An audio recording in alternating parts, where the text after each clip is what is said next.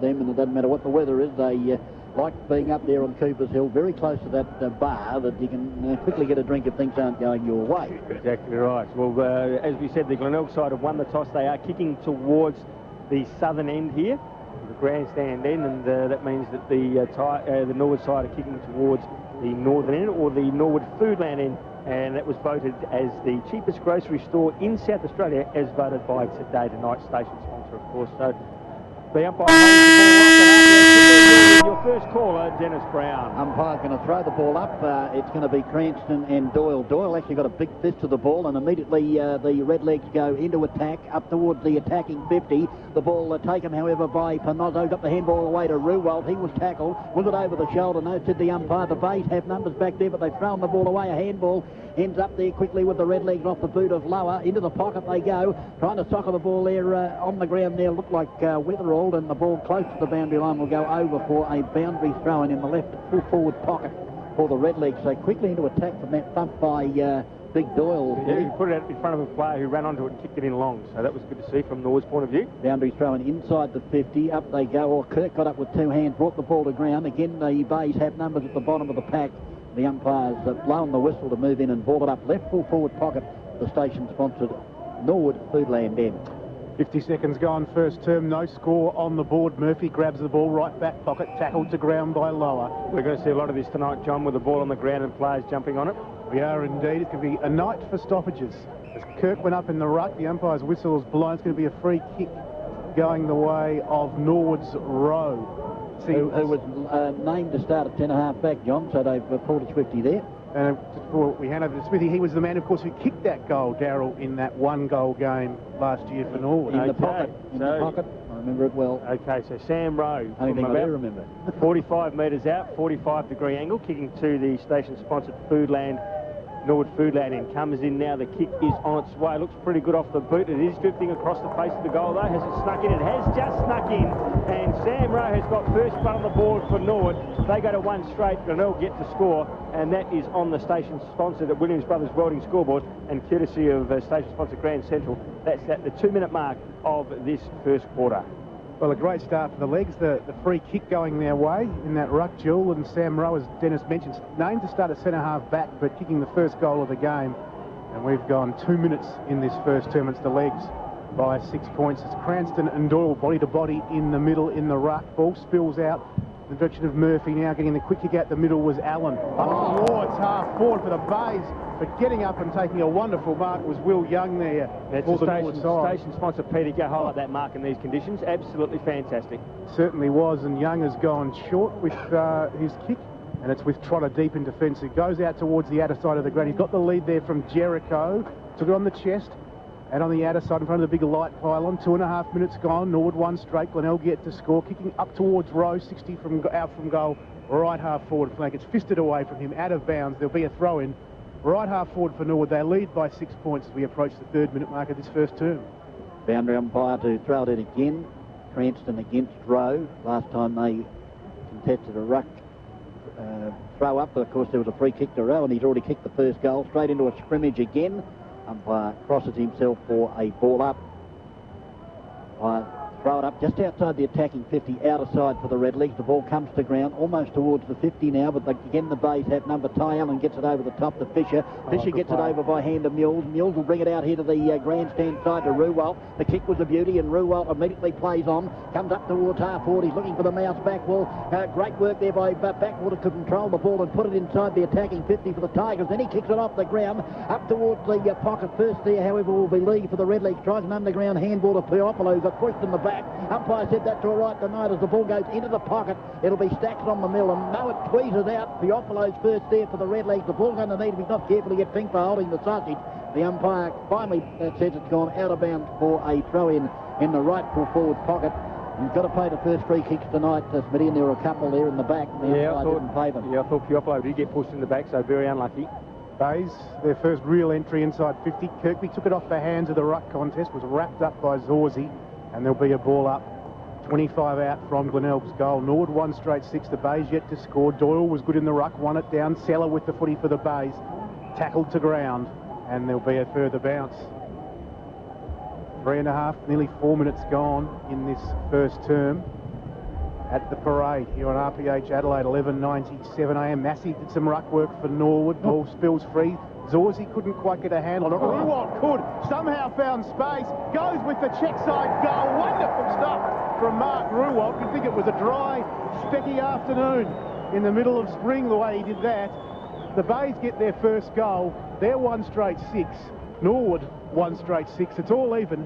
5 minutes gone, first term. Yeah, magnificent play by Ruwalt. He just ducked his head down and barged his way through. Got through quite comfortably. It was a station sponsor, BDK highlight, and Ruwalt was a fantastic kicker. So that's a first goal to Ruwalt, scores level on the station sponsor Williams Brothers Welding scoreboard. Umpire's going to throw the ball up in the centre. Up she goes. Again, Cranston and Doyle, the ball to ground. Cranston's second attempt, good. He squeezes the ball out the back. Ty Allen grabbed it. They grab him, and we'll have another ball up. Could have been a little bit unlucky. May have copped one high there, Allen, but the umpire said no. Going to ball it up. So a secondary ball up in the centre. Up she goes. Doyle at the back. Cranston in front, where you find him most of the time. Picking it up as Trotter. Tries to run the gauntlet, but can't get through the... in fact, it was Gavin Hughes. It wasn't Trotter.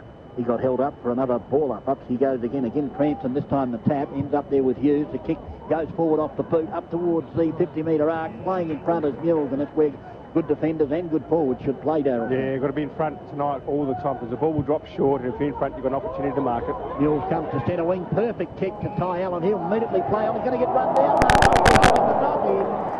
Lack of talking there by his teammates, and the tackler was Puopolo, who was very quick over the first 2 or 3 metres. Free kick, Puopolo, half-back flank, grandstand side for the Redlegs. Real live wire, Paul Puopolo, and certainly a fan favourite here at Norwood from left half back. He loads up towards left half forward, grandstand side. Rowe was up, he had about 3 Bay players in front of him. Big Kirk got the football, went for a bit of a dash. He was wrapped up by Turlich, and there'll be a ball up just inside the boundary line.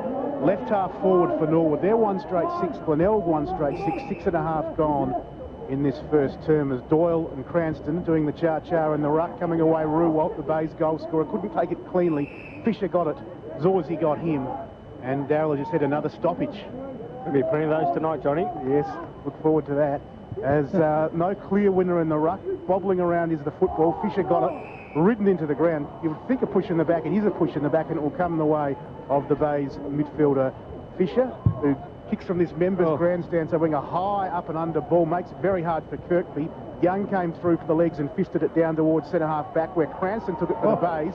He was tackled, ball jarred free. Stella got a handball of sorts out, but it's Norwood who can rebound. Gallagher and Zorzy combining in the 1-2. Gallagher's scrubby little kick into the middle. Under pressure went straight to Ty Allen, who handballs off towards Hall, the former South Adelaide Port Power listed player. Hall, wonderful kick to the pocket. A lot of pushing and shoving going on. The ball spills out towards the right back pocket boundary line. Handball came out towards Ben Kane. He's tight on the line, tackled. Ball still in play. Picked up there on the snap on the goal by Seller. It's a nice long kick to the goal square. Fisher! Did he complete the mark? No, Paid hanging on, mate. He's Paid hanging on. Well, I guess it was there, Darryl. He had the hands up. 1 grab, 2 grab, and he went to ground. But Fisher now has a shot from point blank range to put the Bays in front. 8 minutes gone. Great play by the player over on the AR side there to keep the ball. It's Seller to keep the ball in play. Absolutely fantastic. And Fisher with the kick, and has kicked truly, and he has kicked to the parade Sellers and kicked the goal. And he's got his first, and Glenelg now have got their second. They go to 2 straight goals, 12. They lead Norwood on 1 goal. That's on the station-sponsored William Brothers Welding scoreboard. But he certainly had his hands up and was being tackled. Yeah, but the umpire did pay the free. I question that. Was he in possession? If he grabs it, the second grab, it's a mark. Yeah, but the umpire paid hanging on. He's in between hitting the hands and going in the air and having a second grab at it. So if he takes the ball, it's a mark. So he's in possession, isn't he? Yeah, but he's been held on to. Yeah, but you're missing the point, Smitty. If you're in possession, the ball that's in your hands and it goes in the air and it comes back to your hand, you're virtually in possession, aren't you? Anyway, don't worry about that. No, you lost me there. Have a look at the scoreboard. You've lost me there.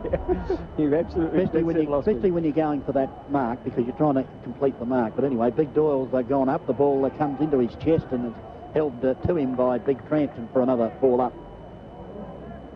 Up she goes again in the centre. This time Doyle, but he taps it straight down the back. Well, around the body goes back. Well, inside 50. The ball will come out. First there will be Kirkby. The look-away handball, the beauty to Hall. Hall is a thumping kick, but he's forced to kick it into the pocket. Up they go as the Stellar's being paid the mark. Have he or not? And the ball, in fact, is Grimer, and there'll be a boundary throw in rightful forward pocket for the Yeah, horse normally a better kick than that, isn't he? Well, the body was coming at him on the other side. That's why I think he hooked it, Smitty, as the ball is tapped down. Trotter's got it. Great tackle by Ty Allen. He's got nowhere to go after that tackle. He's pushed his head into the turf by Allen, and don't like to see that. And there'll be a ball up. 10.5 forward for the Redlegs, kicking to the station-sponsored Parade Sellers end. The free kick will go the way of Big Doyle against... Didn't see who it was. Might have been Seller in actual fact, and the free kick going to Doyle. 10.5 back inside the defensive 50 for the Redlegs. Doyle hands off, and it's McGuinness who kicks out towards half back. I said half back, but it's travelled to the wing. The mark dropped by Turlich. The Bays can come up with it. Mules can get the best of handballs. Diving in there was Trotter, and in the end the ball goes out of bounds. 10.5, or actually 10 minutes gone first term. The Bays 2 straight 12, Norwood 1 straight 6. And been a very interesting start to this game, as we mentioned. Pretty hard, a lot of stoppages around the place as the ball comes back into play over the ruckman's head, comes the way of Jericho after a Gallagher handball. Jericho's kick was smothered, and the umpires pulled out a free kick going the way of the legs. And just quickly, John, O'Grady came on, Ty Allen off to the station-sponsored Sports Power interchange gates. O'Grady in his 4th league game as Hughes has the footy basically at half back for the legs. He kicks long to 50, Rowe in front, fisted away from him. Zorzi came through, got a little toe poke in the direction of Jericho. He snaps to the top of the goal square, right across the face. Bouncing footy will go out of bounds, right forward pocket. 11 gone, the Bays by 6 points. Jericho, was he trying to square it up there? I think he was trying to put it at the head of the square. Yeah, I think so, yep. No. Probably would have been better having a shot. I was thinking that. Either way, he's missed by a long margin as Cranston won it down in the ruck. Backwell was tackled, ball dribbles free. No one's able to take a clear possession. Deep in the forward 50 for the legs. Umpire watching proceedings closely, and he'll ball it up about 20 out from Norwood's goal. 11.5 gone first term. The Bays 2 straight 12, Norwood 1 straight 6. Up they go, Cranston with a double-fisted tap down. Panozzo's back there. We'll bring it over to Mules by hand, still in the back pocket. Oh, under great handball there by Mules to Cranston. Cranston goes off the right boot, kicks it to centre wing. That's a thumping kick under the circumstances. At the ball at the bottom of the pack, though, the Bays using the ball superbly, and it's Hinge that gets the handball in now. Here's Chris Kane. He can run inside 50. He can almost put it on the way for a sausage roll, and he has a goal to the Bays. So they've kicked 3 goals. They're 18 on the station-sponsored Williams Brothers Welding scoreboard. The Redlegs 1 straight goal, 6. And the umpire, I think, is going to pay another free kick here, boys, for kicking the ball away. It is too. It's another free kick to the Tigers. So they're going to have another shot on goal. And that player with the ball for the Tigers is Big Grimer. So he's going to line up for an easy goal. And he kicks another goal for the Tigers. So they've got 4 on the board. And Norwood have only got 1 undisciplined play there by the player from Norwood who kicked the ball away. And it was McGuinness who kicked the ball away after the goal was scored. So...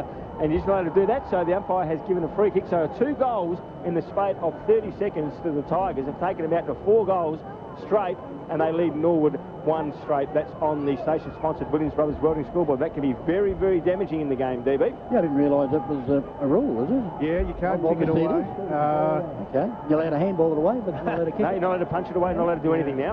Okay. It's still discipline, and it's sad because, I mean, McGuinness should know better than that. I mean, anybody should know better than that. And well, all of a sudden, 4 goals to 1.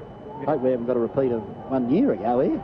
As the ball is up, Doyle out the back. Gallagher will be there with Fisher. Fisher's first there. A great handball to Ruwald. Ruwald on the right boot, comes up looking for Kirkby. The ball spills loose. First there will be Weatherall for the Redlegs. He slips over though, and it'll be Stacks under the mill. In there at the bottom of the pack is O'Grady, and also Jericho for the Redlegs for a ball up. Yeah, very costly, isn't it? Weatherall slipping over there, also lost the possession of the ball.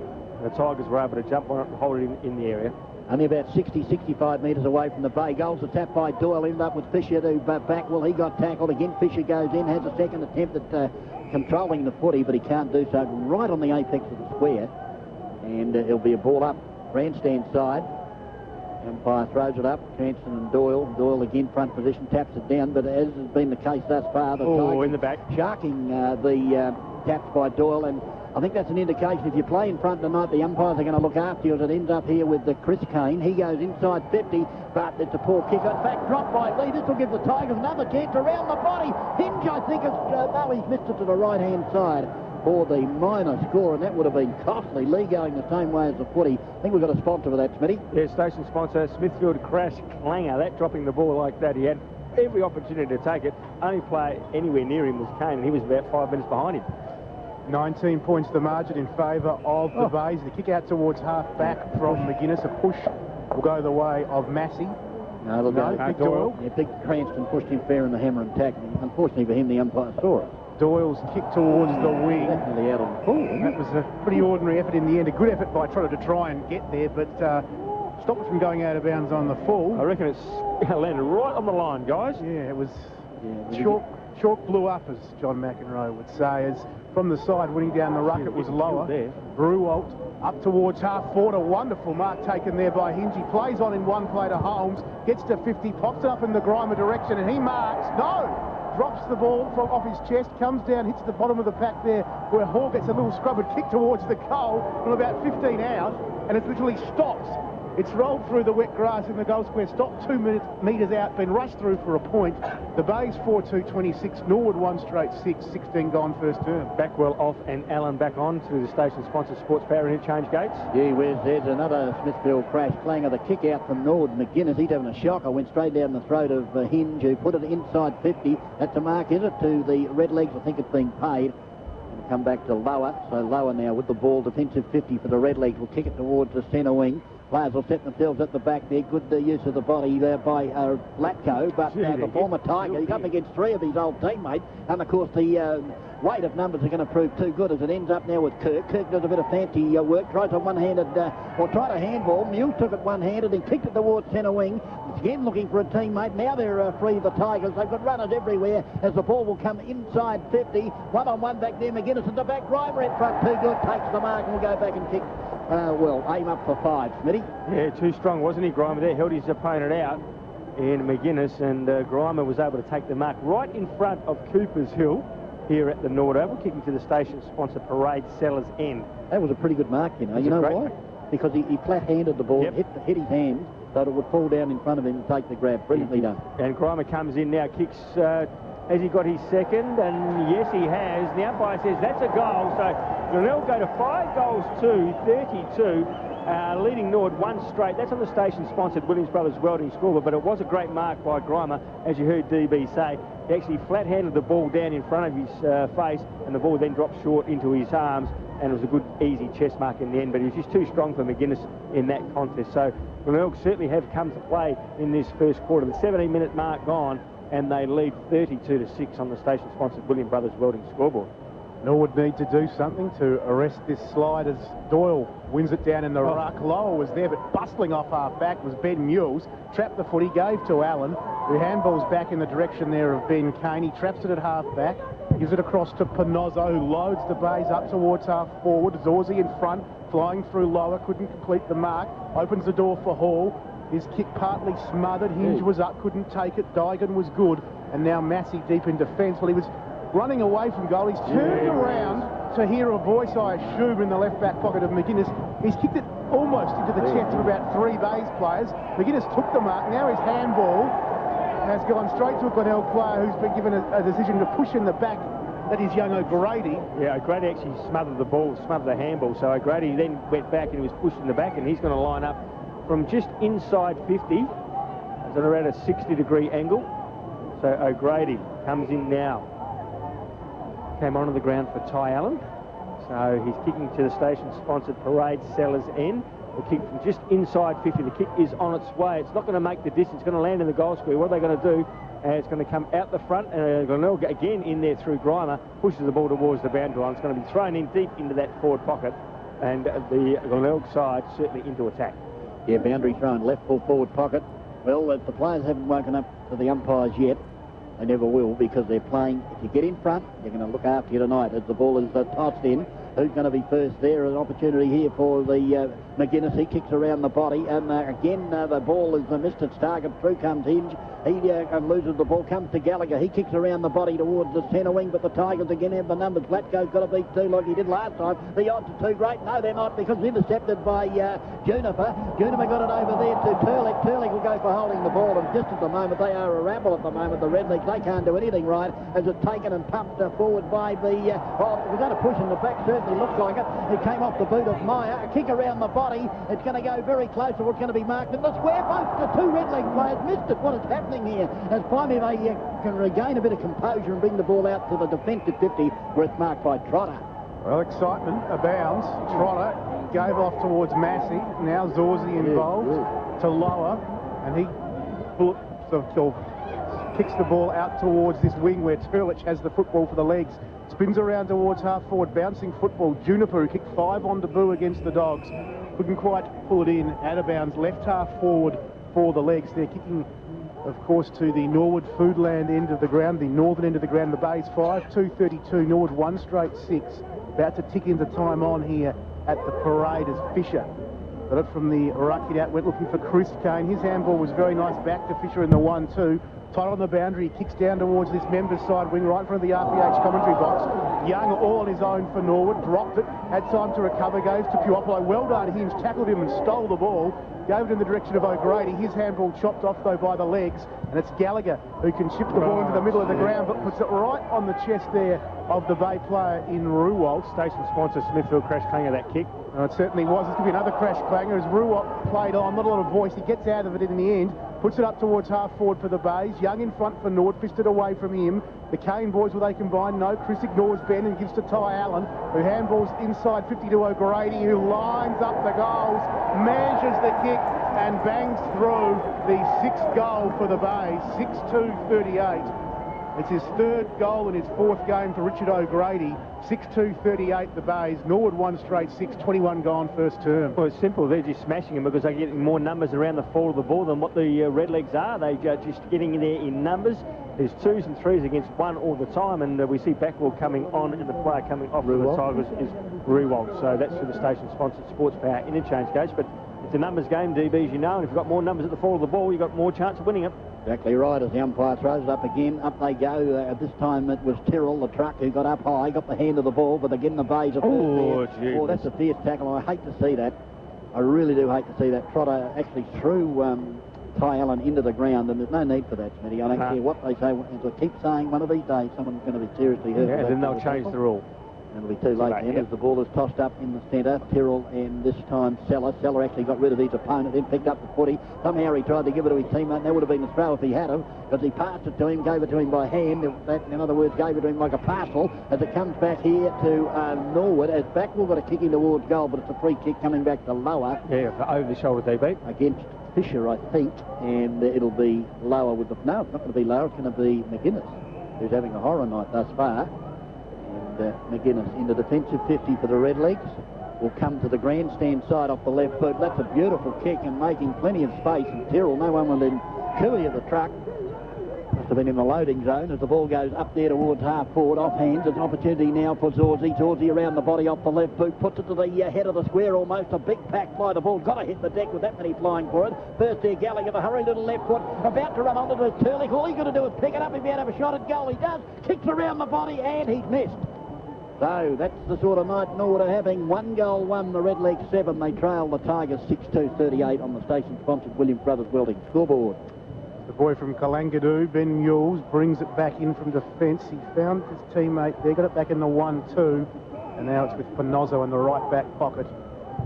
Parade Foodland end, or the northern end of the ground. He goes out wide and finds Murphy, whose kick is a good one, and Seller takes the mark, 60 from defensive goal. Underneath the scoreboard here at the parade, which shows we've travelled 23 minutes in this first term. It's Glenelg, 6-2-38. Norwood 1 goal, 1-7. A big kick towards the wing from Seller. Over the heads of the pack. Tyrrell was first back there. He dives over the football. A couple of Glenelg players diving in on him. And there'll be a ball up on that outer side wing. An amazing start by the Tigers, 6-2-38, leading Norwood 1-1-7. One down the ruck there by Norwood. Quick little give. Looking in the Hughes direction. He sort of ran past it in the end. Hard tackling going on now. The legs trying to manufacture something, but just no clean possession right now. Here's a chance. Trotter. Hurried kick towards half forward. Barrels through Phillips wearing the headband tonight. Panozzo first back, recovers well for the Bays. His handball goes straight to Rowe. It was a hospital handball though. But Rowe did well to go towards Gallagher. He couldn't take it. Zorzi could. He runs to 30 metres out from goal and bangs through a much needed one for Norwood.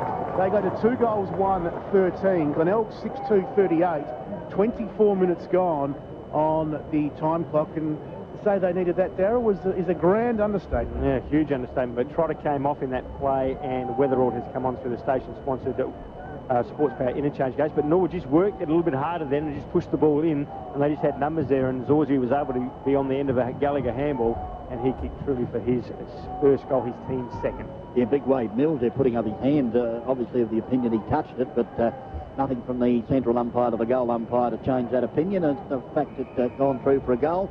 And again, it's Fisher first to the ball, and because he was following him lower and fell on top of him, it's a free kick. Get to the ball first.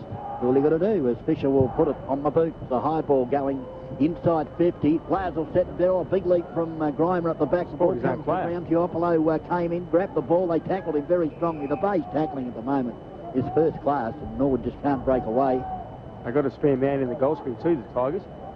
As the umpire throws the ball up, they go. This time Murphy got the tap down, but it's all the red legs back there. First onto it is Massey. Massey's running and finally handballs over the top, gives it to the player there in Dygan. Dygan brings it inboard to Puopolo. He's given it back to Dygan, almost put him under the pump. He'll give it back there to Lee. Lee's handball's gone astray. They are doing all sorts of wrong things at the moment, the base, and consequently picked up and delivered to Stella, and Stella will go back and probably kick another sausage roll. Well, again, it was Weatherall, wasn't it, that had the ball and slipped over and lost possession of the ball, and the ball came back out to the Tigers. Just again with the numbers there, and Stella was standing 25 metres out directly in front of the goals on his own without an opponent, and the kick went straight to him. He's marked, and he's now to go back and have a shot on goal.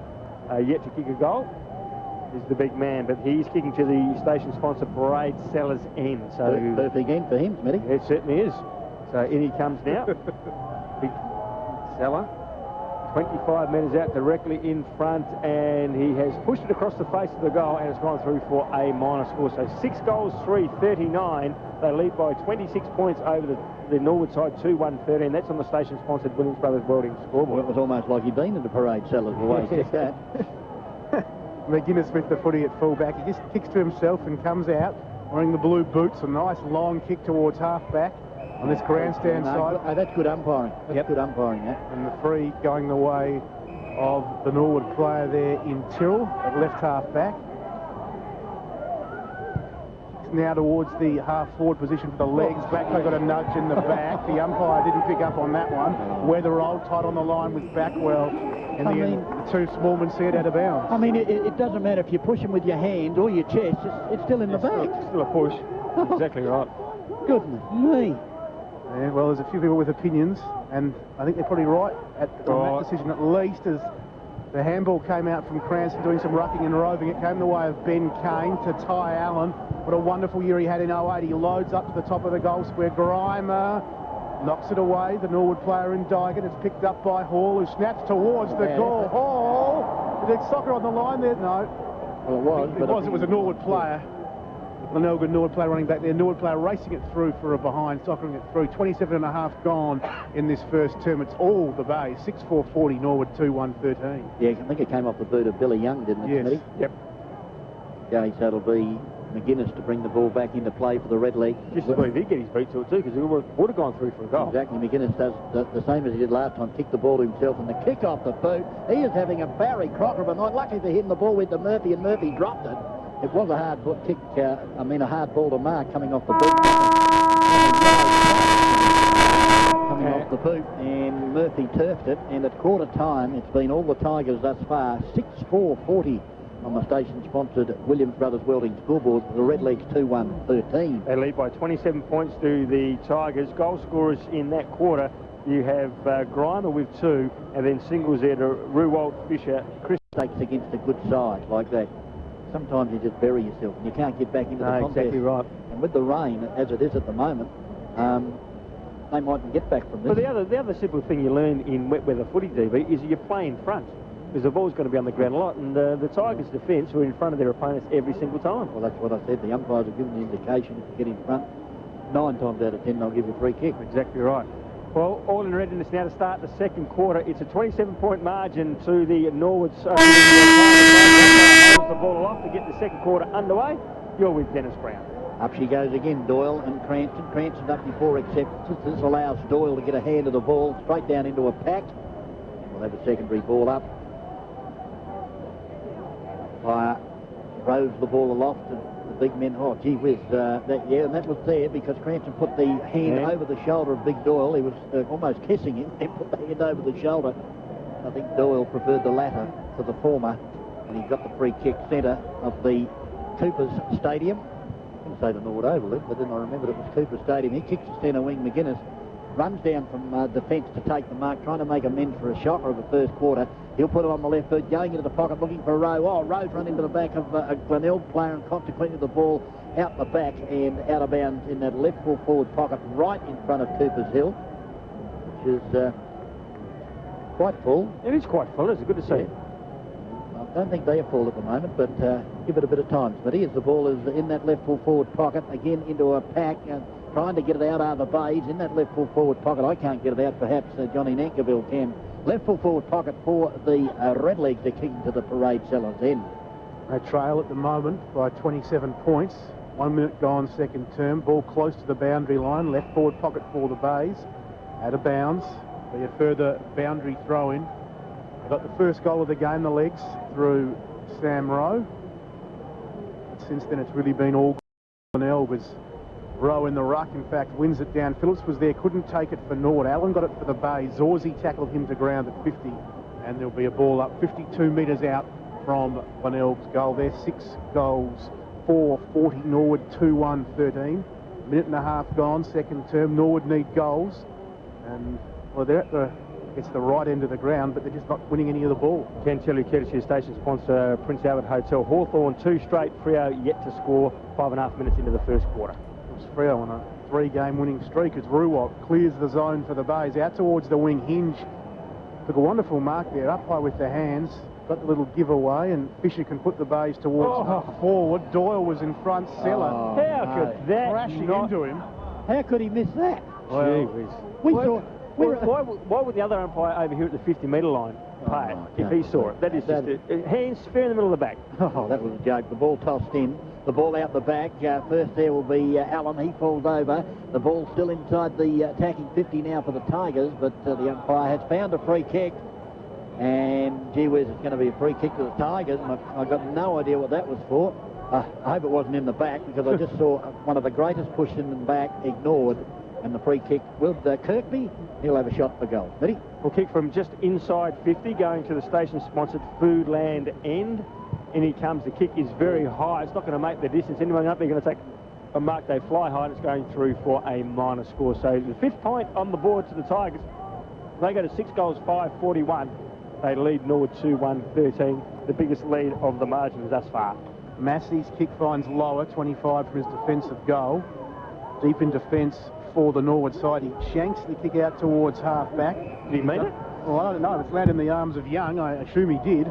As he kicks towards the wing, bouncing football, goes past Rowe, diving in hard weather, overshot numbers the ball. Again. The Bays do have the numbers. There's 5 of them. Cranston to Ruwalt, and now Kane. That's Ben Kane, former Hawthorn player. Kicks inside 50 from behind, getting up high, Grimer, and the umpire picked that free kick, and Norwood will come away out of defence through Massey. Kicking it up towards half forward, getting out of position. Turlich managed to fist it away though from the Bay player in Liebelt. Panozzo was good. Deep in defence, he handballs back towards Mules, who chips out towards half back where Murphy has the football. And the kick now from Murphy, looking for Panozzo. Weaves and dodges, then delivers a long handball. He's put his teammate under the punt. That was Ben Kane. Kane to Mills. Mills had the ball because he called it. The umpire got the handball away. Phillips had it momentarily. Ends up though with Fisher for the Tigers. He pumps it inside 50. Plenty of body work going on there as it's picked up by Doyle. Doyle's kick to the defensive side of 50. Here's a chance for Ruwalt. Gets the kick up towards the full forward area. It's been touched before it goes. No, it hadn't gone through. As getting the ball back here and delivering it out here to the half-back flank where it's been marked by Jericho was Digan. And Jericho now right on the defensive 50, grandstand side for the Redlegs under enormous pressure. He's thinking about going back in towards the from whence the ball came. He did that. finally it's going to end up with McGuinness. McGuinness off the left boot will go out there looking for Lee, and Lee now has got it out of sight of the ground this time. They've transferred it from one side to the other. The ball up there towards the centre wing. The mark taken by, well, backward of centre wing in actual fact, taken by Puopolo. They're starting to mess around with the footy. The red legs, he kicks it now to Lee. Lee was able to take a one-hander and then kick an absolute shocker. Head towards centre wing. Luckily for him, the ball bounce came to Jericho. Jericho got over to Trotter. Trotter can come into the centre of Cooper's Stadium and thump it inside 50. Back there is Mills, also Blatko. Blatko is outnumbered though. The Tigers have the numbers as it comes to Big Kirk. He tries to run the gauntlet, gets it over to Mills. He tackled. And did he have fire opportunity? The umpire said he did, so there'll be a ball up just inside 50, out of side for the Redlegs. Well, it's hard work at the moment for Norwood. They've had a few forward 50 entries, but the Bays is doing the better at the moment in terms of clearing the areas. Zorzi on hands and knees for Norwood, got a handball out. Fisher slung in the tackle, ball spilled free to Weatherald. The umpire's found a free going the way of the Bays. And it's going to go paid a throw, John. Paid a throw, and it's going to be Kirk who takes the free deep in defence for Glenelg in front of Cooper's Hill, where we have some pretty strong numbers there, as we mentioned earlier in the broadcast. But it's not going to go the way of Kirk. He was the player on the ground, but it's going to come up and be taken by Meyer for Glenelg. Deep in defence, the Port Adelaide Power rookie kicks out towards the outer side wing. Doyle got a fist on it. Off the ground go the Bays, kicking up towards half forward. Young there for Norwood, left half back. Puts his head down, gets a handball of sorts, a high one. Again. Numbers again, all the Bays. Ruwald kicks towards centre half forward. Lands in the arms of Kirkby. His little chip kick has a player running back there, and Seller, he couldn't take the mark. Well done though, coming out of defence by Dyken. Had sure hands and some good pace, has a bounce, runs to right half back, and his kick is a good one. It lands in the arms of Turlich, who can load up to half forward. We're making space. Phillips knocked away from him by Liebelt. Loose ball now. Liebelt knocks it back towards his teammate in Pinozzo. Left half back, grandstand side. Liebelt taken high in the contest and will get the free. Left half back for the Bays. They lead this contest here at the parade by 28 points. Well, everything going the Tigers' way at the moment.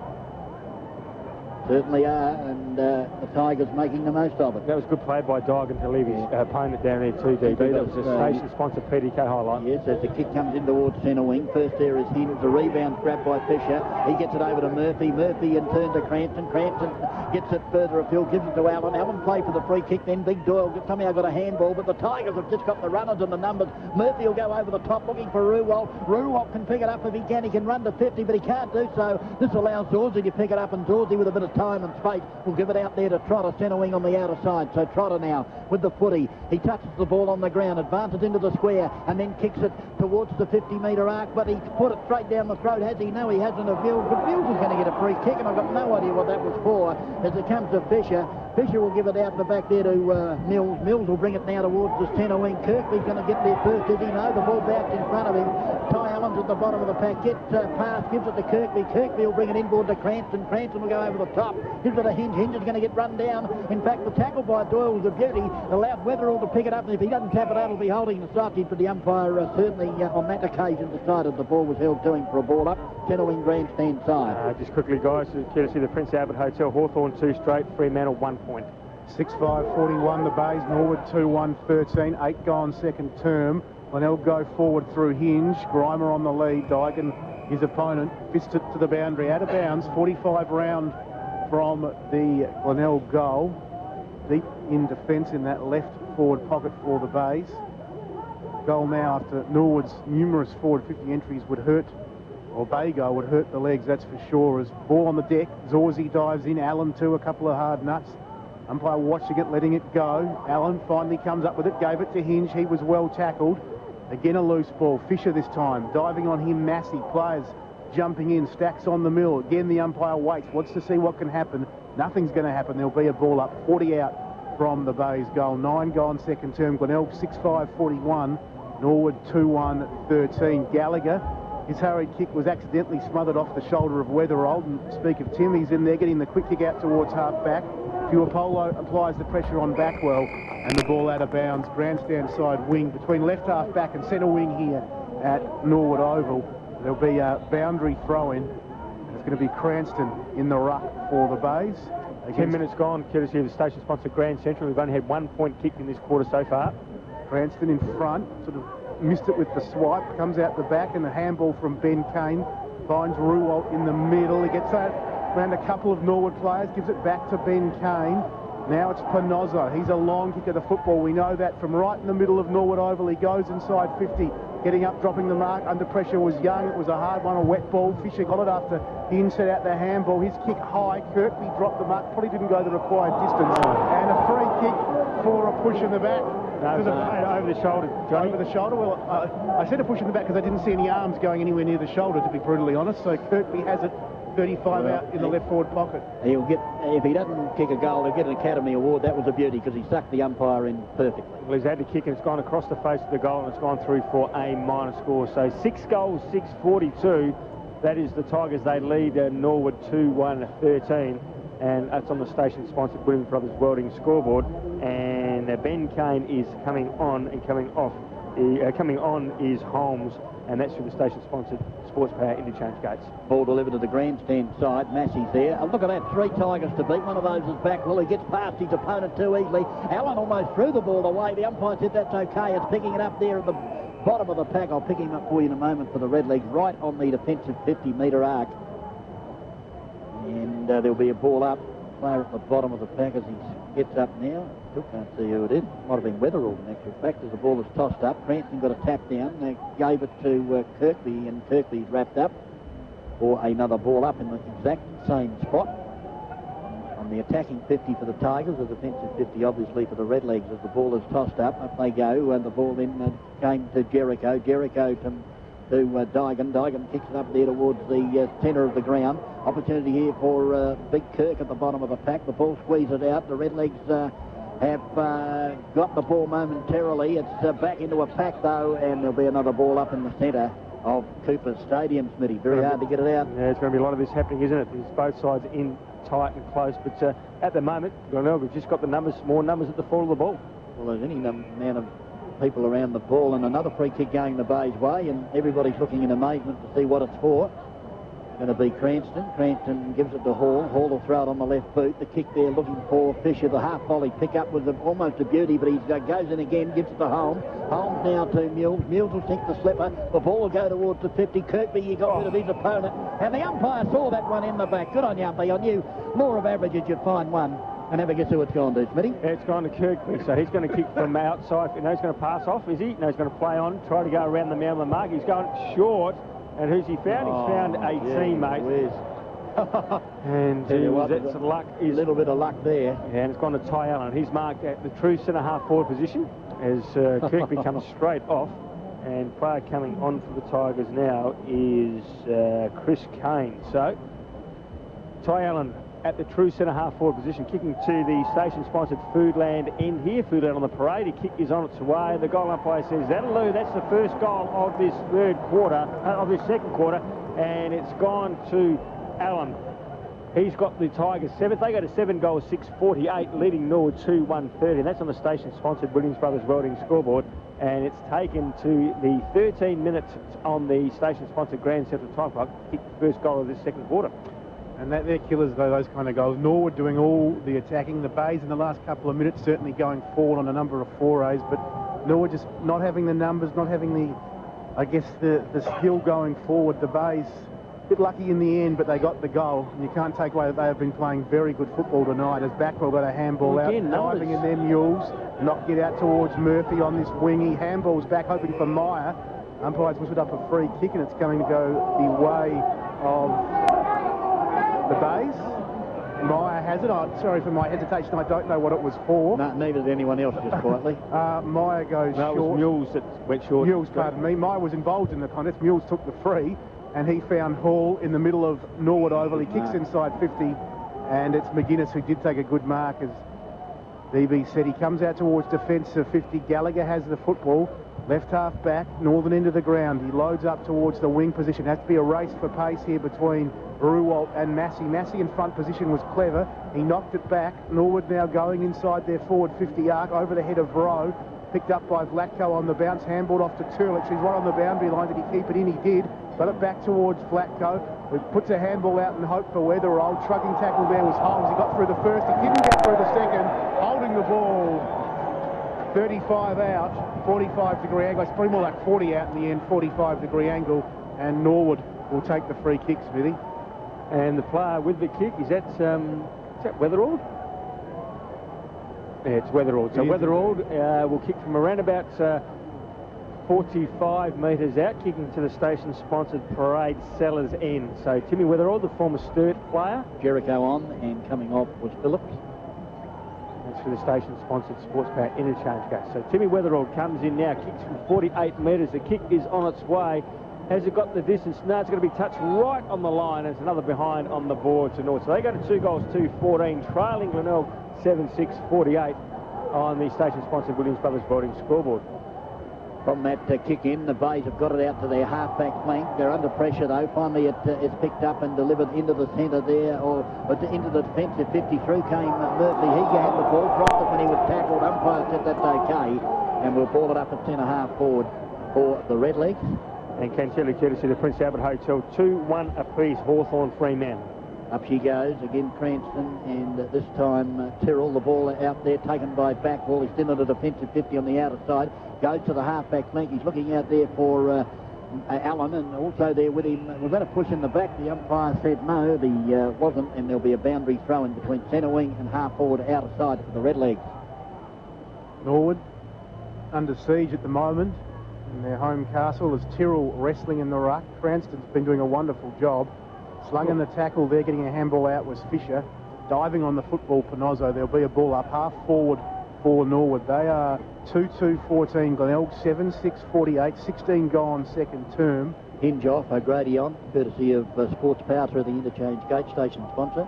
Cranston won it down in the ruck. Now it's Holmes for the base, sprinting off half back. He's got some pace. He can go out towards the wing. Losing his footing was Kirkby, and that opens the door for Lee to take the mark at left half back. He chips short, and Grimer has bisected a couple of Norwood players in Massey and Hughes and stolen the ball. It's station sponsor Smithfield crash clanger there, Johnny. No, I can't disagree with that. He's got the footy between outer side centre wing and right half forward, scoreboard end of the ground. He handballs off. He's got Ruwalt, who's always got some toe. He goes inside 50. That's a free kick. That's a push in the back. Or taken high, going the way of Kirkby. It was off the ground a couple of minutes ago, back on. And what do we think of that, Darryl? Well, certainly there, but they have been playing, and we've seen the worst ones not played is unbelievable. As we see the Norwood player coming on in Juniper, Jack Juniper. So, but it's Kirkby with the ball.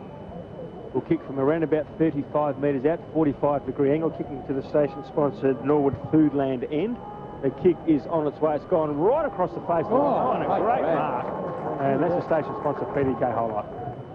Was indeed. It looked to be Rowe down there, and McGuinness involved as well. And now with the football deep in defence is Young for the legs. Right back pocket.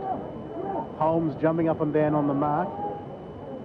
Like some strange wet weather calisthenics scene. He kicks out towards half back. Kirk from behind got a hand on it. Ball spills down to Hall. He has time to put the Bays back inside 50. From the side, McGuinness couldn't take it. Spilled to the back. It's Chris Kane. It's a goal to the Bays. Something out of nothing. It's just not the legs night, but certainly is Glenelg. They certainly deserve their 8th goal, 6-55 to 2-2-14 lead. Yeah, that's Chris Kane's second goal too, and it was worked in through Chris Hall, who just thumped it in long. 3 Norwood players went up, and Chris Kane stayed down. It spilled out the back, and he was able to turn around and snap truly to the station-sponsored Foodland end here and kick his second goal. So 8 goals, 6-54. They lead by 40 points. That's the Tigers over Norwood, who are 2-2-14. That mark in the back pocket, I think, was Digan, actually. That was definitely a station sponsor PDK highlight. As the ball now with centre wing, taken by Murphy. Murphy puts it inside 50. Up they go, big pack. It comes down to Holmes. Holmes gets a handball out the back wall. He missed his target, though. Backwell tries to get through opponent, and that'll be holding the ball against the Mouse, and the free kick will go the way of Trotter. Oh, and the Mouse, Trotter and the Mouse collided, and the Mouse went down like a sack of spud, and the umpire said that's 25. Don't know how that works out, but still, it's a free kick now to the Redlegs outer side. Just at the moment, Smitty, they're playing dumb football. They are, they certainly are. In these conditions, a kick now from Trotter up towards centre wing. The umpire's called play on as at the bottom of the pack. The ball taken by Ruwald. And again, the bays are away. Ended up with Holmes. Holmes gave it there to, I think it was Fisher, who bombed it inside 50, but the kicker's let him down. It's taken there by Turlick. Heads or Lee, was it? And the kicker's been smothered. Comes back out to Murphy. Murphy will bomb it towards full forward. It's Grimer and also the player back there with him. Grimer can kick it off the ground and it's gone through for another goal. The Tigers, they can do no wrong. And that's his third goal. The Tigers go to 9,660 on the station-sponsored Williams Brothers Welding scoreboard. The Redlegs 2-2-14. Oh, it was great play back here at centre forward from the Tiger player, who actually smothered the ball and was able to hold the ball in the area. He then got it up and kicked it up forward to a one-on-one competition with Grimer there. Murphy was the player concerned. That's a station-sponsored PDK highlight, because that turned the ball over and was able to give Grimer a one-on-one competition in the goal square. Couldn't take the mark, but was clever enough to bring the ball to ground and then soccer it through for his third goal, and the Tigers 9. 20 minutes gone, second term, so they've hit time on. 9,660. Glenelg 2-2-14. Norwood, a stalemate in the middle. There'll be another ball up. Will we get the Battle of Hastings, TV? That's about it. That's the excitement we're looking for at the moment, the Battle of Hastings. Is the free kick in the ruck going the way of Tyrrell. Cranston thought it was his free kick, so how do you work that out? Well, Tyrrell's got it. He handballs off to Trotter, and he kicks a long ball deep inside 50. And a good mark, a wonderful mark in defence there by Meyer for the base. 40 from his defensive goal. He's got a man running in Fisher out at half-back, outer side of the ground. He takes the mark and is away, has a bounce, kicks down that outer side wing. Grimer, who's kicked 3. Wonderful mark in front. Ball right in front of his eyes, took the 2 hands up and took a great mark. He gave off to Hall, who puts the bays inside 50. Backing back and completing the mark in the end was Tyrrell for Norwood. And he can come out towards half-back, where he does have a couple of runners, one of whom is Trotter, who picks it up, goes to half-forward from behind, taking a nice mark. Was the Norwood player in lower. He was opposed to Meyer. He goes into the middle of the ground. Nitsky getting involved now. Comes to Zorzi, who runs to 50, kicks towards the goals, and he's just away to the left in the end. Brent Zorzi has 1 goal already, the Norwood defender, but that one away to the left. Norwood 2-3-15. Glenelg 9-6-60, 22 gone, second term. Meyer has it back pocket out of side for the Tigers. He goes towards the centre wing and look at the runners out there. Look at the runners. He'll chip it over the top for Murphy. Murphy will take the mark. He's advancing now towards half forward flank. He'll get a free kick. He almost pulled his ears off, but he doesn't. The umpire says that he kicks it towards the 50, and in front is that Grimer who's taken the mark, or is it Kirkby? With one of the 2 tall timbers down there. I thought they'd have a ordinary night under these conditions, but they're just marking everything at the moment, Smitty. I think it's Kirkby that's taken the grab, and he'll go back and have a shot for his second goal. Yeah, in front was Kirkby and took a good strong mark. So Kirkby now lining up from 40 metres out, virtually directly in front, kicking to the station-sponsored Norwood Foodland end. The kick is on its way, and we've got that scoreline again, guys. 10-6-66. That is the Tigers. They lead Norwood 2-3-15. So a whopping game here in favour of the Tigers at the moment, and courtesy of station-sponsored Grand Central, we've played 23 minutes of this second quarter, and it is all the Tigers, and Kirkby's got 2.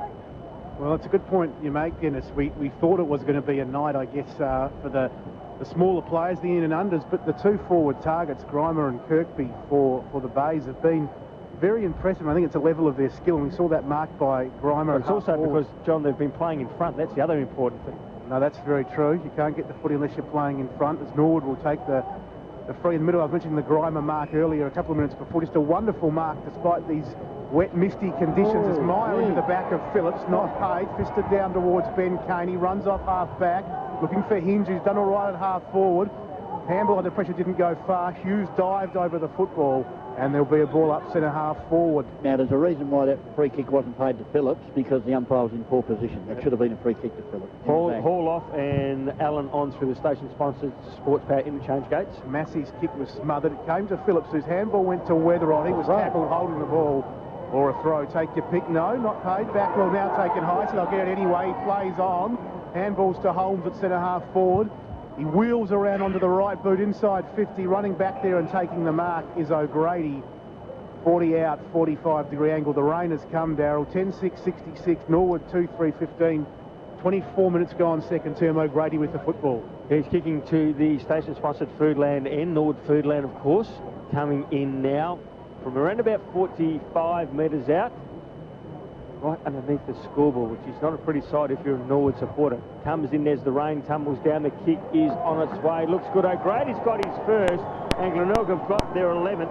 They are absolutely smashing the Norwood side at the moment, and they go to 11 goals, 672, leading Norwood 2 goals, 315. That's on the station-sponsored Williams Brothers Welding scoreboard. Well, there's no way in the way the Redlegs will get out of this. No way in the world. And I remember saying when they went down to the Doggies, that might be the end of their season, losing that game. Yep, 10 till quarter time over there in the game between the Hawks and Freo, courtesy of the station-sponsored Prince Albert Hotel.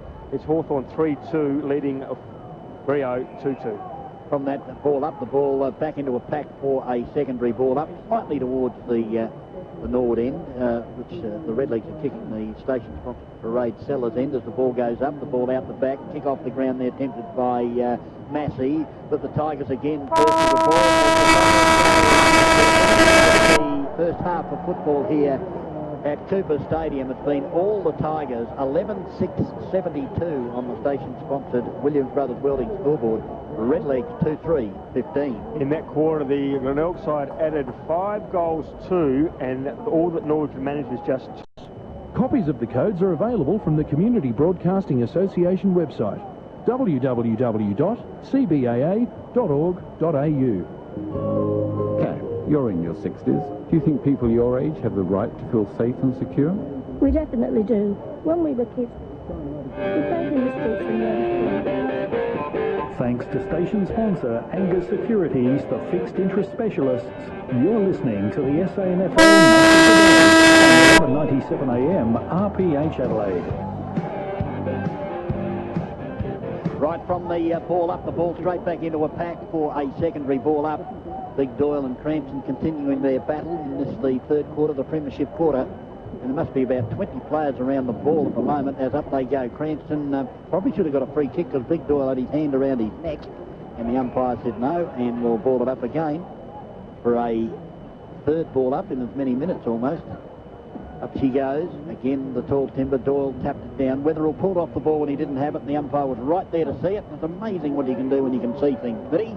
When you're right there. It's exactly right. And Wetherill will get the free kick from the centre of Cooper Stadium. Gives it to Lower. Lower puts a high ball inside 50. Oh, player being hung on to back there was Glatko, and the umpire saw it. You know why? Because he was in perfect position to see it now. Well, finally, they're getting themselves in the right position, and Glatko's got the free kick. First opportunity to score in the second quarter, and it goes to Jamie Glatko from a free kick.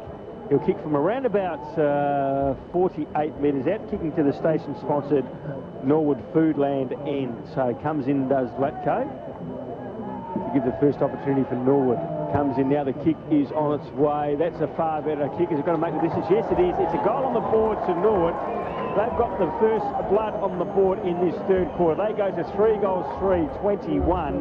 They trail the Tigers 11-6-7-2. That is on the station-sponsored William Brothers Welding scoreboard, and can tell you, courtesy of station sponsor, the Prince Albert Hotel. Fremantle at 3-4, leading Hawthorn 3-3. Well, the first quarter started exactly the same way, didn't it, with a free kick going to Rowan. They kicked a goal, and that was the last goal they kicked for the quarter, and it was all the bays after that. So it'll be very interesting to see what happens in this premiership quarter. You're on RPH footy with John Nankivell. Doyle and Cranston. Doyle seemed to run the wrong way there. Cranston won the hit out. Norwood soccering forward towards their half-forward line, but it's Mules who gives to Meyer. And now Liebelt, the big man at defensive 50 for the Bays, one way, then the other. Hoofs the kick out towards this grandstand side wing. And a push in the back going the way of Hinge against Young. He did get into his back. Yep, no argument. And Hinge has the footy.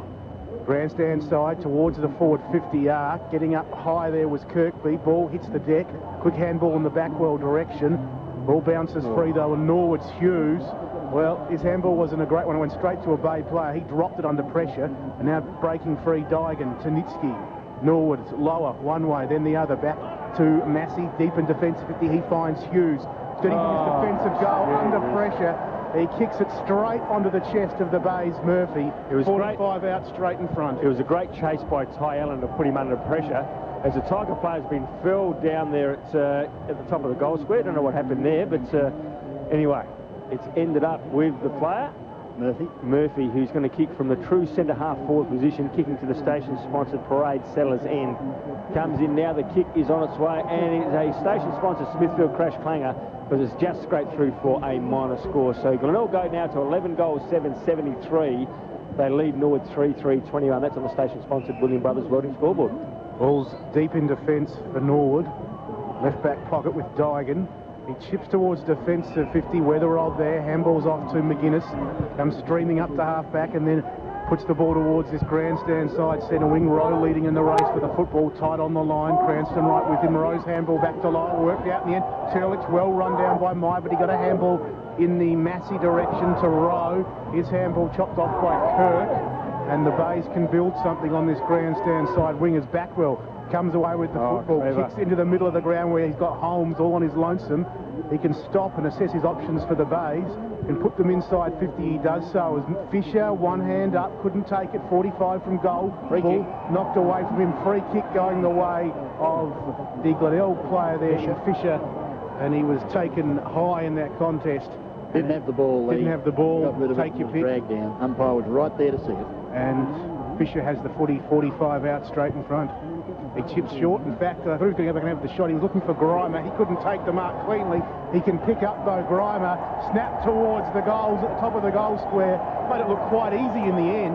He kicks his fourth, and the Bays put the dagger deeper into Norwood's heart. They get their 11th, they go to, or their 12th, should I say, 12-7-79, Norwood 3-3-21, 5 gone third term, and Bays are doing so well at the moment. Smithy, they're able to drop the mark, still recover, have plenty of time to kick the goal. Well, that's exactly what Grimer did, and he had no opponents either. That's the disappointing part. We heard Warren Partland say about that Norwood just haven't bothered setting up today to play, and just to let Grimer get away with that was just far too easy. And Grimer's kicked his fourth, and he's got more on the board than the whole of the Norwood side. And Ken Shelley, courtesy the Prince Albert Hotel station sponsor, Hawthorn 5-3 are leading Fremantle 3-4. I thought it was a station-sponsored PDK highlight. The big man, Grimer, in these conditions, they can gather that ball and throw it on the left boot. As the ball's back in the centre, the Tigers again, great use of the handball, ends up with Murphy. Murphy handball to himself and can do it easily, can run to centre wing, put the ball, a boot to ball, goes up towards half forward, looking for the mouse back wall. He died, but couldn't get them all. A chance here now for the Red League. Nitsky got the handball over, and gives it now to Lower, was it, who puts it on the left boot and comes up towards centre wing. A series of handballs, ends up there with Massey. Massey goes in there looking for Trotter. Trotter at the back. He can regroup and go back after the footy as it went past him, but it's rolled out of bounds right in front of the station-sponsored Williams Brothers Welding scoreboard, which is not a pretty sight if you're a Norwood supporter. 12-7-79 the Tigers, the Red League 3-3-21. Margin of 58 points, would you believe? 6 minutes gone, third term. It's well, it's not quite as bad as it was this time last year, but it's not a whole lot better. As the ball held in by the Bays inside the forward 50 for Norton, a break free there. The Glenelg player in Allen, ball held to him. There'll be a ball up pretty much right on the forward 50 arc underneath that scoreboard, which, as we mentioned, shows the Bays comfortably in front by 58 points. As a quick kick out of the danger area there by the Glenelg, or sorry, a quick kick towards goal, should I say, by Norwood. Scuffs over the boundary line for a throw in right forward pocket in the Norwood Foodland end, the northern end of the ground. The Legs getting the first goal of the third term, but haven't had much luck since. Is back into play. Handball came out there for the Bays. Players diving in again, not a lot happening, not a lot of movement. Bit of rugby scrum throw, just pushing it on now, the ball out the back. And the umpire finally says, I'll ball it up. About 25 out from the Norwood goal, trailing by 58 points, 7 minutes gone, third term. As in the ruck, Cranston wrestling there with his opponent in row, and the Bays a chance to clear and get a clean possession. Bodies thrown in hard. The tackle was extremely hard, and there'll be another ball up. It was going for the ball on that pack, Big Mills. In from the side, doing the ruck work there, Rowe. The umpire's picked out a free kick. It's going to be playing advantage to Norwood, and Gallagher runs into the goal. Everyone stopped, as often happens. Gallagher didn't, and he's kicked the goal. Norwood's fourth, Gallagher's first for the evening, the Norwood captain. Norwood 4-3-27, Glenelg 12.779. They're awkward, those ones that play on advantage. Everyone stops, Smithy. Well, as soon as everyone stops, John and DB, that's when the umpire should take control of the situation and say, right, there's no advantage, unfair advantage to the opposition, and just putting the ball back. That's exactly what they should do. No argument there, Smithy. That was, and the only one that kept going was Gallagher, and everybody else just stopped. And once the siren's blown, once the whistle's blown, everybody does stop. So ball tossed up in the centre, Piopolo being hung onto with one arm, but the umpire couldn't see that because the players were in front of him on that occasion. Mind you, their positioning thus far in this quarter has been pretty good as the Mouse got it over to Mule. Said holding the ball could have gone any of two ways. It could have been in the back against Ben Kane because Trotter hit him at 100 miles. The mark's back here. Gee, where's the free kick was back here, Smitty, and it's been forced to come down the centre wing. What is going on here as the ball goes inside 50? Weatherall tries to kick the ball to himself, and it goes out of bounds, left full forward pocket for the red leg on the grandstand side. Gee whiz, that was amazing. Free kick was back about 3 or 4 metres. The umpire will throw it in, left full forward pocket. Back she comes spinning into play. Cranston at the back. The ball down the ground. Massey, the opportunity gives it to Piopolo. Piopolo will go with a drop punt towards goal. I'll tell you what, he hit the post. It would have been a miracle goal. The umpire was running back with the flight of the ball and it hit the post. So things certainly not going the Red Leg's way tonight as the ball's going to be delivered in. There's a fight in the left full forward pocket. Johnny's got the binoculars on it and the player kicks it out to that area. That was rather clever, I thought, because everybody was sort of watching the fight, and running to the footy is Ben Kane to take the mark right on the defensive 50 for the Tigers. And Kane will deliver the ball towards the centre wing. Cranston's in the van to take the mark. That's a good grab up against Hughes on that occasion. Handball to Kirkby. Kirkby brushes the tackle as easy as you like and then puts it down the throat. That'll be a free kick to Murphy. It's coming over the top as lower advantage paid. Everybody stopped again, so this will be the square up as in towards the open goal goes Ruwald, but he's missed. Should have been a goal. Had no pressure. He was the only one running. And the minor score recorded to the Tigers. They go to 12 goals, 880 on the station-sponsored Williams Brothers Welding scoreboard as the ball's been kicked in. It's a shocker of a kick, and under the pump it comes to Lowry, almost had his head pulled off. Still got to bed, then go for holding the ball, and gee whiz, what a night the Tigers are having. In difference to the Red Leg, they are having an absolute Barry Crocker of the night.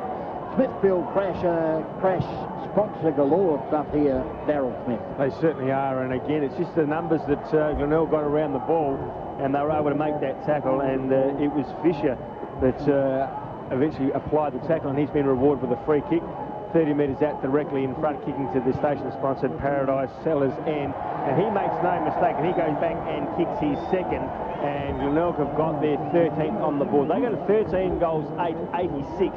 They are smashing Norwood. They're on 4-4-28. That's on the station-sponsored Williams Brothers Welding scoreboard, and Ken Kelly Hawthorn 6-3 leading Fremantle 3-4, courtesy of the Prince Albert Hotel station. Sponsor, of course, and Nank said it's just been all the Tigers, and you're a Norwood supporter, and you can't be too happy about this situation, mate. No, you can't. And I'm sure there's some pretty sad Norwood fans around the place that would have come here with the idea that they would have been a good chance against the Bays. They haven't been playing bad football, but tonight Glenelg have been wonderful, and Norwood, well, as good as Glenelg have been, they've been as bad as Murphy couldn't quite gather it at half forward for the Bays. The ball spills back towards the centre of the ground. There'll be a ball up, coming up off the bottom of that pack there, lower for the legs. Doyle and Cranston are wrestling so intently they almost crash into the umpire. Again, the ball hits the back, again lower, skidding in, this time a free kick for a high tackle against lower, going the way of Ruwalt for Glenelg. Loads up and kicks inside 50. What have they got? Kirkby coming in from the side, but from behind Seller. Well, that's the advantage, Darryl, of having some tall targets. They were watching Kirkby, but Seller ducking in from behind takes the mark 30 out straight in front. You've got to ask who's on Seller. Where's his man? Because if your opposition player's flying, you've got to fly with him. And Seller had no one to go up against him, and he was able to take that easy mark 25 metres out directly in front. So James Seller has yet to kick a goal for the Tigers, but comes in now from the station-sponsored Paradise Sellers end, and he kicks his first, and it is just all the Tigers at the moment, one-way traffic. They've gone to 14 goals, 8 and 92. They lead Norwood 4-4-28. That's on the station-sponsored Williams Brothers Welding scoreboard. Yes, and actually the parade Sellers end, so it's a pretty apt goal that Seller kicked. Yes. He had a chance in the first quarter and missed. Yep. The damaging thing about the Norwood defence on that occasion was the fact that Seller took a chest mark. That's exactly right, and that's what I'm saying. It's imperative that the opposition player flies with him. He goes up at the head, no one flying with him. So where's the opposition player? Ball down in the centre from that tap down taken by Trotter. Trotter turns around and kicks it towards centre wing on the outer side. Looking for Rowe. With him is Kirk. Kirk using the body well, then fell over, and tripping over him in turn was Rowe. The umpire's running down centre wing a long way behind the play on that occasion, and finally will ball it up right half forward flank outer side for the Redlegs. Ball thrown to Skywood. Up they go. Doyle from the side. Big thumps it inside 50, but it's all the Tigers back there. Look, they've got numbers galore. They'll gather it in. The player there, in actual fact, was Fernando. Somehow he got a handball over to a teammate who bombed it out here looking for O'Grady. O'Grady was dragged down after he didn't have the ball. Blatko goes in, tries to pick it up. A player at the bottom of the pack for the Tigers. Umpire's calling play on, but they won't get it out of there. He balled it up, and that's exactly what he's going to do. Inside the attacking 50 for the Redlegs at the station-sponsored Norwood Foodland end. As up goes the ball, up they go. The ball tapped down, taken by O'Grady. He's ridden into the ground. The ball comes out, and here's a chance for... Two Bay players ran into each other there, didn't they? No, I think Juniper actually hit one of them. Well, anyway, the free kick was supposed to go to Holmes, and it didn't go to Holmes. It went to someone else, and it comes towards centre wing. Murphy makes front position through his hand. Off hands, it's taken by Fisher. He got a beautiful handball, and now they're running again the Bays as it comes to back will kick into the path of Kirkby, who gathers. Kirkby can go bang, but he hurried the kick when he didn't have to, and it's gone through for the minor score to the Tigers. 15-9-93 on the station-sponsored Williams Brothers Welding scoreboard. The Redlegs 4-4-28. Yeah, clever kick by Backwell there to see the player inboard. The kick was spot on. The station-sponsored PDK highlight that. 64 points the margin as Young's kick out towards half-back for Norwood has been marked by Grimer. It's not the Norwood day kicking out of defence. He gives to Hinge. Hinge's kick isn't a great one. And out there, Cranston playing down, or up forward, should I say. Ball dribbles out of bounds in front of quite a number of black and gold scarves out there. They're probably the snout slouts out there on the hill enjoying themselves. They enjoyed their trip here last year, as we've mentioned, and they're enjoying it tonight. As deep in the forward 50 for the Bays. They lead by 64 points. Weatherall was held without it.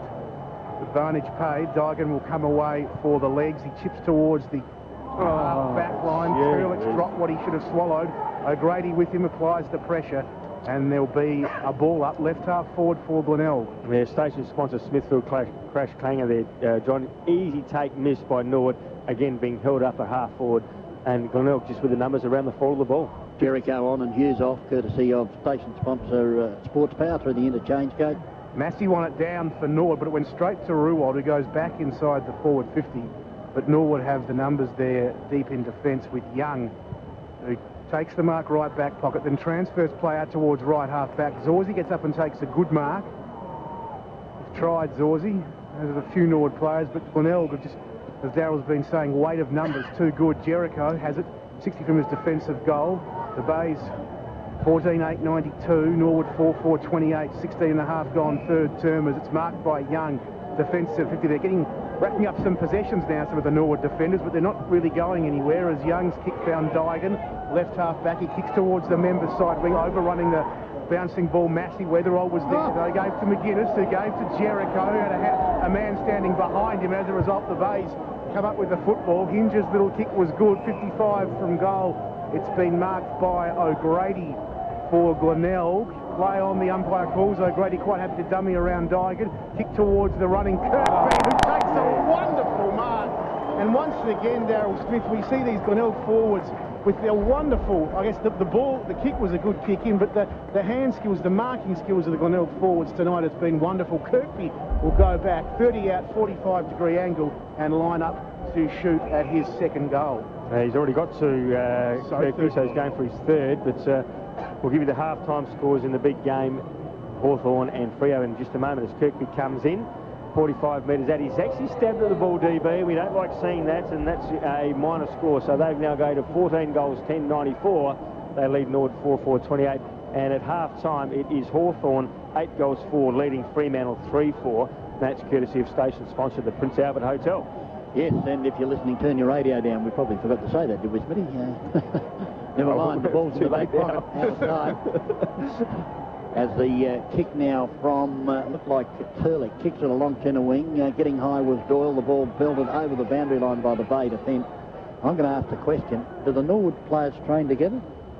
Well, you'd expect so, wouldn't you? Well, the way they're playing tonight, you wouldn't have thought so. I mean, they are doing things that you just wouldn't believe. I know, it's unbelievable. It's as though they're playing together for the first time as the ball is tossed in. This time Norwood have the numbers. Weatherall put his head down, but his kick's gone straight to the Tigers, dodging and weaving. I'll pick up the play for you in a minute. He kicks the high ball towards the centre half forward. 2 Tigers go up. You don't see that very often. Cranston come through. The handball to Fisher. Fisher turns around and fires it inside 50. In front, Ryman couldn't get there. The ball out the back. Running onto it, Chris Kane, but kicked off the ground by the Norwood defender through for the minor score. And that was Turlick, I think. Or you're pretty sure, or was it? No, I'm not too sure, but it doesn't matter because he got boot the ball, and there's the kick there from Dygan, smothered beautifully, and there's going to be and the umpire 100 miles away has paid the free kick, and what is going on? He paid it for over the shoulder, DB, but the other umpire was 10 metres away, and Good didn't see it. The umpire back in the centre of the square. Well, fair dinkum. I just don't believe what I'm seeing here tonight. This is the free kick. Almost farcical. Oh, the free kick's gone to Kirkby. He's going to line up from around about 25 metres out. Difficult angle, and he's actually kicked through for another minor score. So 14 goals, 12-96. That is the Tigers. They lead Norwood 4-4-28. That's on the station-sponsored Williams Brothers Welding scoreboard. That's 68 points the margin, 19.5 gone third term. Tyrrell has the ball for Norwood, half-back. Muck from the Massey kick. Henrik Tiller, premiership player with Goodwood Saints in the amateur league, been with Norwood for the last 3 years. Rowe, almost complete. He's had very good purchase on it. Umpire hasn't paid it. It's probably a 50-50. As it is, Gallagher comes away from after receiving a handball from Vlatko, looking for Turlich at 50. Juniper there as well. Neither could take it under pressure, and Mule sees it out. I think what we can say, boys, is the umpiring is certainly having a station-sponsored Smithfield crash flag. Well, the reason why Rowe dropped the mark, he was pulled down from behind. Yeah. Gee whiz. Well, Gallagher at bottom of the pack shovels it forward, but in the end the Bays rush it through. Mills goes through for the 5th behind for the legs. 4-5-29. Glenelg 14-12-96. We've hit time on in the third term. 20 minutes have elapsed as Mules will bring the footy back into play for Glenelg. He's holding the ball up. I don't know if that's a sign or if he doesn't really know what he wants to do, but Mules, it's a sign. Warren Partland tells me it's a sign. He kicks out towards half-back. Kirk, the captain, Kirk, was up. He took the mark, handball back to Ruwold at defensive 50. He loads up towards the outer side wing. Glenelg player, Hinge, knocked away from him, goes towards the line. Norwood in no hurry to keep it in. Out of bounds, outer side wing. It's the Bays. 14-12-96. Norwood 4-5-29. Approaching the 21st minute mark of the third term. You're on RPH Adelaide with Dennis Brown. Boundary throw in, outer side. Doyle and Cranston.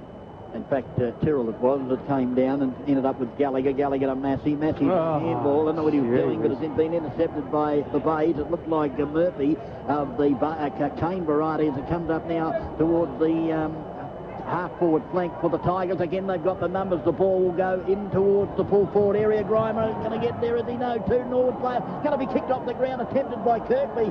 Goes into a pack, though, and there'll be a ball up right in the square. And he's going to pay holding the ball. He's paid holding the ball against the player at the bottom. He had about 3 or 4 players on top of him, and he's just thrown it back to the player in Dygan, who's got the free kick. And Weatherall off, trotter on for the station-sponsored Sports Fair interchange gates. And it was actually Ben Kane that got the ball earlier, not Murphy, as I tried to describe it as Kane. As the kick from Dygan's gone straight out of bounds on that outer side. They are having one of the worst nights of all time. Worst night for 12 months anyway. Yeah, unbelievable. The ball tossed in outside the 50 on the outer side. Again, the tall timber. Tyrrell at the back taps it down. The mouse was there momentarily. He couldn't go with the ball because it's going to be stacks on the mill. The umpire's hovering. Anything could happen here, but he's crossed himself for a ball up. Outside 50, about between 50 and 60 metres. Closer to 60 than 50, out from the Bay goal. Up they go. The ball taken. Trotter, who tried to run through the tackles. No, it was Trotter. He came out of the pack just as quick as he went in. The ball, and there's a free kick going the way of the Bays. And gee whiz, this is... And over the top, and a 25-metre penalty. Oh dear, this is... they are having a shocking night. Yeah, they've got to regroup, don't they, and just do something here. Now, who's the player with the ball, Johnny? Well, the Bay player, we've been calling a few Bay players having a shot for goal. It looks to be Murphy. And Murphy comes in and he kicks truly to the parade cellar end, and he kicks a goal for the Glenelg side. Murphy's got his first, and the Tigers now are absolutely careering away with this game. They've gone to 15 goals, 12, 102, leading Norwood 4-5-29. That's on the station-sponsored Williams Brothers Welding scoreboard, and courtesy of station-sponsor Grand Central. We've played 23 minutes of this third quarter. Well, the umpires, I will admit, haven't had a great night. Neither has Norwood, but the Bays, they've been playing in front. They've had the numbers. Key. And that's the key, and they deserve to be where they are, as umpire Pfeiffer in the middle. Cranston up in the ruck there. Tyrrell won it down, though, for the legs. Backwell working hard. And now Pure Polo coming through for Norwood, attacking the bobbling ball. Couldn't take it. He dives in again. He's a terrier, Pure Polo. And there'll be a ball up. Point of the square, left half forward for the legs. It's game over for them. There's no denying that. 74 points the margin. 24 gone third term. But as Darryl was saying, they have to regroup. They have to talk about respect now. That's what they've got left to play for. It's not easy. No one's saying it is, but they don't want this to blow out too much further as Jericho puts them inside 50. Trotter charges after the football. Well done, is clever indeed. Knocked it to Phillips. His kick was smothered over the line, though, out of bounds left forward pocket. Ben Mules, the Bay's captain, seeing it out. Glenelg 15-12, 102. Norwood 4-5-29. Attendance here, John, 3,595 people here, brave the weather, so well done to those people who've come along. No, too true. As Rowe won it down from behind in the ruck. Puopolo kicking to the top of the square. Juniper, well, he kicked 5 on debut last week. Been on and off the bench tonight. Couldn't get involved there. And now Turlich, under pressure from Mills, sees the ball out of bounds. Right forward pocket for the legs. You mentioned he kicked 5 on debut. He kicked 4 straight, didn't he? His first 4 kicks in league footy were goals, but tonight I don't think he's had a kick. No, and he's still got the shorts he borrowed off of Hugo Colasanti.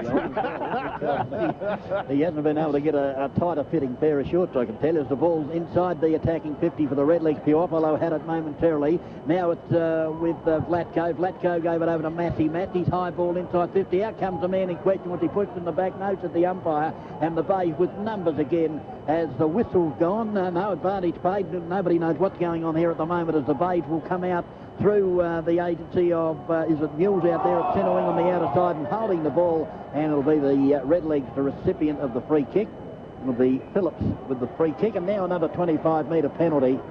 So it's all happening here tonight, Darryl Smith. It certainly is, and some in fact, it's not a 25-metre penalty, it's a 15-metre penalty. Well, there you go, Smitty. As the ball goes into the lead there of Trotter. Takes the mark, he plays on, kicks it into the pocket, and what do you reckon? He's put straight down the throat of Panozzo. He was looking there for Turlich, so Panozzo's been called to play on. Didn't realise he had been called. Now he does. Breaks away, still in the defensive 50. Will kick it a long bomb to centre wing. Up they fly. There's 3 Redlegs out there. One of those offhands is Massey. He twists and turns, then kicks the high ball. That'll bring rain. We've already had plenty of that as the ball is tucked towards the boundary line. It's still in play, though. The Redlegs again have the numbers back. It comes with Massey. He gets a handball over. Taken beautifully there by Nitschke. Nitschke will get it on the boot. Looking there for Jericho, and Jericho takes the mark. Quickly goes off by hand to his teammate Puopolo up towards the truck. Tyrrell, who dives and takes the mark. In fact, it was Gallagher that kicked it to Tyrrell, and he'll go back and kick from about 47 metres, Darryl. Yeah, it was a great kick from Gallagher, and Tyrrell running with the fly. The ball was able to take the mark. As we see, Allen comes on, Kane comes off, courtesy of station sponsor Sports Power Interchange Gates. And Tyrrell's actually done a Barry Croc, I think. He's kicked it straight at the man of the marks. Ended up with Puopolo, who's been tackled on the line. That is the desperation of the Tigers tonight. That is just fantastic play, and they've turned the ball over for a minor score. So 4 goals, 6-30. That is Norwood. They trail 15-12, 102. 27 gone third term. Panozzo has the ball, and he's holding it up again. He's going long or showing us some kind of sign. Warren Partland assures us it's a sign.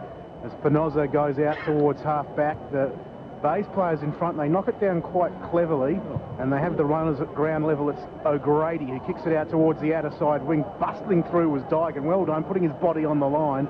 They slide towards the boundary line. The umpire picked out a free, though, a high tackle against Dygan. It's going to come back here and go the way of Chris Kane there on the outer side wing for Glenelg. puts them to 50. Working off his opponent was Seller. He gets the ball on the bounce, gives a handball out, and the Glenelg high tackle, taken high over the boundary line. It was Holmes. No, the umpire says it wasn't. He looked like he was saying it was high, but there's going to be a boundary throw-in. Forward 50 arc for Glenelg. Shadows of the third term as Cranston wins it down in the ruck only as far as the legs. Massey, he gives off to McGuinness, who puts Norwood into the middle of the ground, but it's all the bays. They just have the numbers everywhere. Panozzo to Mules. Turlich charged at him, but Mules ducked the head and went the kick. Ball spilled free. Turlich to Pure Polo. He runs through centre half forward. Hits 50 and misses. 4-7-31 the legs. 15-12, 102 the bays. 28 minutes gone in this third term. Okay, waiting for the ball to come back. Panozzo looks like he's going to be the kicker in a ruck. As the Redlegs at the moment, 4-7 compared to 15-12 by the Tigers. We're well into time on the station-sponsored Grand Central time clock as the ball kicked out, and it's very hard to see out there. It's raining, and I'm not too sure who's got the footy out there. The Tiger holding the ball up above his head. That signal we've been told about. Ruwald it is. He kicks a thumping kick to centre wing. There's a bit of pushing in the back going on there as the ball hits the deck. As the final quarter with again the Tigers dominating 15-12, 102. Norwood 4-7-31 on the station-sponsored Williams Brothers Welding scoreboard. And in that quarter, the Tigers added 4 goals, 6, and Norwood managed just Wazers, who's coming off the ground. Exactly right, Smitty, and yeah, look, you don't like to see that, but the security guard making sure that he is leaving the ground. He might have doubled back and gave some more cheek. But I think he's actually going to be escorted right out to the gates, mate, and not to return. So this is the final quarter aloft on the station-sponsored Anchor Securities Game of the Day on RPH Football. You're with Dennis Brown. Yes, and former Norwood great down in front of us, Neville Rocky Roberts. I think he's leaving. I think he's going home. 3/4 time. Yes, he wouldn't be happy. Norwood supporters going home, mate. He wouldn't be happy with what he's seen tonight as the ball goes up and big Cranston up high. Tried to tap it down to Murphy, but coming through beautifully was Zorzi. He got it over there to Trotter. Trotter goes up towards half forward and Puopolo running the same way as the footy takes the mark. So Puopolo now will put the Redlegs into attack. He goes for the pass, and this time it's come off as it's been marked by Phillips right on the 50. Half forward flank grandstand side for the Redlegs. They're kicking to the station-sponsored Parade. Sellers in. He goes in towards half forward. The kick fell about 5 metres short of its target. There's a bay player underneath the ball, and it'll be a ball up just outside the 50-metre arc. Half forward flank for the Redlegs. You've got to wonder what Puopolo was doing there when he set 52-metre mark out. A kick to the top of the goal square to put some pressure on would be far more advantageous than kicking it out to half forward, flank 50 metres out from Phillips. As I say, Smitty, it's almost as though they're playing together for the first time as Cranston came through, but only as far as Weatherall, the handball, when he turns around and kicks it inside 50. Out they come. A player there, Rowe, was he driven into the ground? He was, but the umpire said play on as Puopolo comes in, tries to check side in, they're looking for Vlatko. He had front position, did Vlatko, but the effort by the Bay player was good. Finally, the handball comes out, looking there for Weatherall, and this will be a free kick, will go the way of the Bays. Didn't know that, but I just guessed that, and I knew I'd be right as the ball is in the back pocket outer side, as it's with Panozzo. Panozzo on the right boot, he'll chip it over the top there. He's looking for Ben Kane if he can pick it up. Brushes the ball towards the boundary line and will go out of bounds, just outside the 50, outer side for the Redlegs. 90 seconds gone, final term. The Bays 15-12, 102 Norwood, 4-7-31. 55 metres out from the legs goal. It's all about respect now for Norwood. And can they win some back in this final term as bustling his way through Weatherall.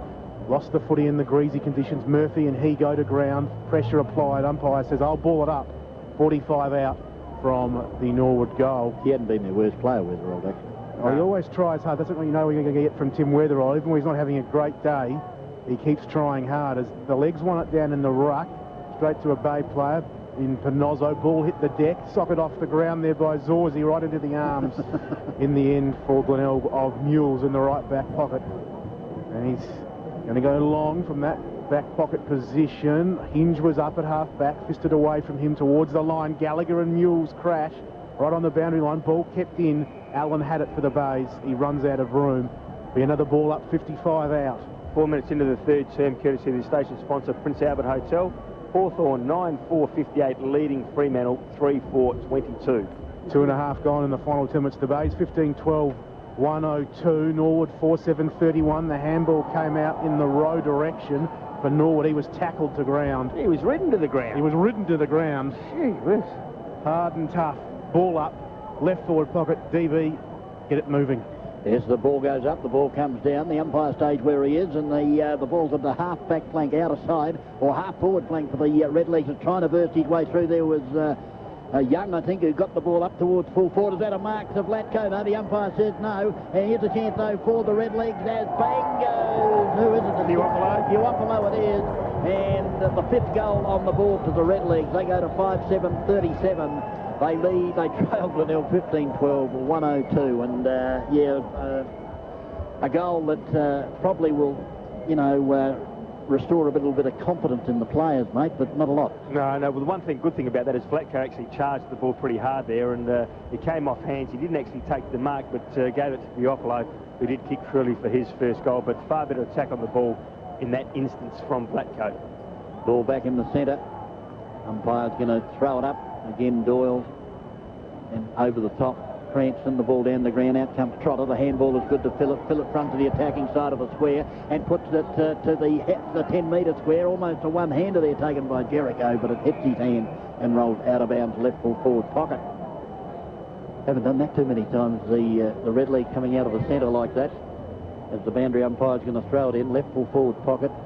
Again, Cranston and Doyle have had a terrific battle all night. Up they go, and joining in was Rowe, but the ball straight down, and it'll be a ball up being held to a couple of players. The natives are getting restless, Smitty, as the ball is tossed up. Up they go, big thump by Cranston. Here's a snap at goal. I didn't see the player who kicked it, but it's a minor score. It was in a pack, and the ball came out, and the minor score recorded to the Redlegs. They go to 5-8-38. They trail the Bays 15-12-102 on the station-sponsored Williams Brothers Welding scoreboard. There it was Aussie there, just kicking and hoping as Mules goes searching for Hinge. He's been a real live wire for the Bays, flying high in these wet conditions, always providing a contest. The ball's on the ground at the moment, inside 50 for Norwood, out there in front of the hot dog. You'd notice the hot dog stand too there, Johnny. I was waiting for that, Darryl. He saw me before the game, and I was having my first pie, my first bit of food for about 5 hours. And he said, "Is that your 5th pie?" Deep inside defence 50 for the Bays. They hold it up. Fisher, one of the real hard workers for Glenelg, on the bottom of that pack. Well, there wouldn't be any hot dogs left. Snail Partland would have eaten them all. Or eaten them all. Eaten them. That's no such word as eaten. Well, you can get away with it tonight as Cranston won it down. Fisher tackled. Ball going nowhere. And it's out of bounds again. Be a boundary throw. And we're 52 metres out from Norwood's goal. They are 5-8-38. Glenelg 15-12-102. That's a margin of 64 points, 6 minutes into the final term.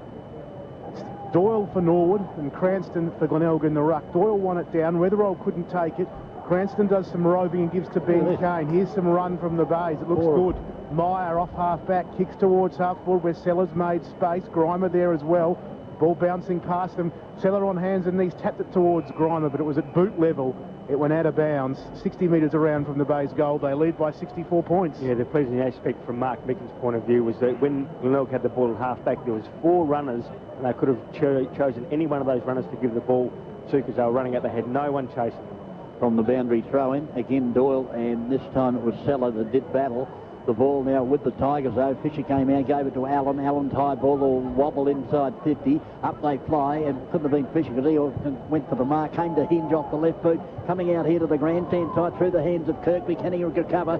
Good work back there by Turling, and he should have got a push in the back of their fair dinkum, what they've been paying tonight, but on that occasion the push in the back didn't apply, and there'll be a ball up inside the 50. Left half forward flank for the Tigers. Up goes the ball from the throw-in, off hands, the Red Leg through Doyle, squeeze it out, comes to Netsky. Netsky can't pick it up, now he picks it up, and did he take too long, and that's going to be holding the ball against Netsky, and it'll come back, and it'll be a free kick to the Tigers. That's been the tail of the tape all night, and it'll be Holmes that'll line up for goal, Darryl Smith. Yeah, it's amazing, isn't it? The pressure that the Tiger players have applied to the Norwood forwards has been absolutely outstanding. The tackle there from Holmes was a station-sponsored 30k highlight as back was coming on through the station-sponsored Sports Power interchange gates.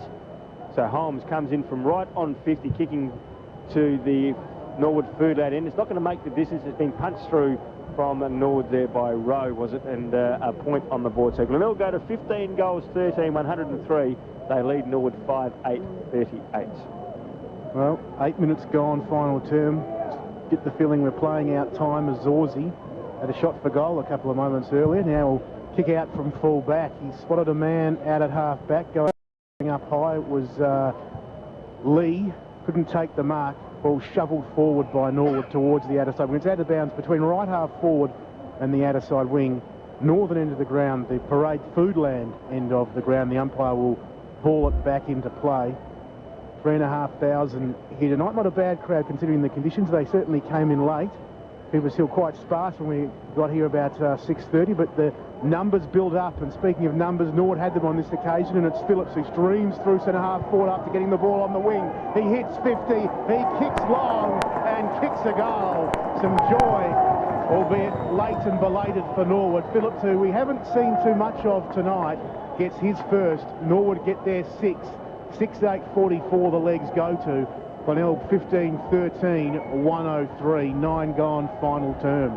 He's got a bit of class about him, this young man. He uses his speed very well, Phillips, and certainly has the speed there through that midfield and was very, very good. The kick to finish off when he's running flat out like that was a great kick too, so well done to the young boy. Okay, ball tossed up in the centre once again, so 2 goals to the Redlegs as the ball was tossed down by the bloke, who was it, Cranston, that knocked it down. It was gathered momentarily by Weatherald. He lost it, and it's gone back into a pack for another ball up between centre and centre wing on the outer side. Up it goes, Doyle front position, but Cranston at the back, tapped it down, again into a pack, and again we'll have another ball up.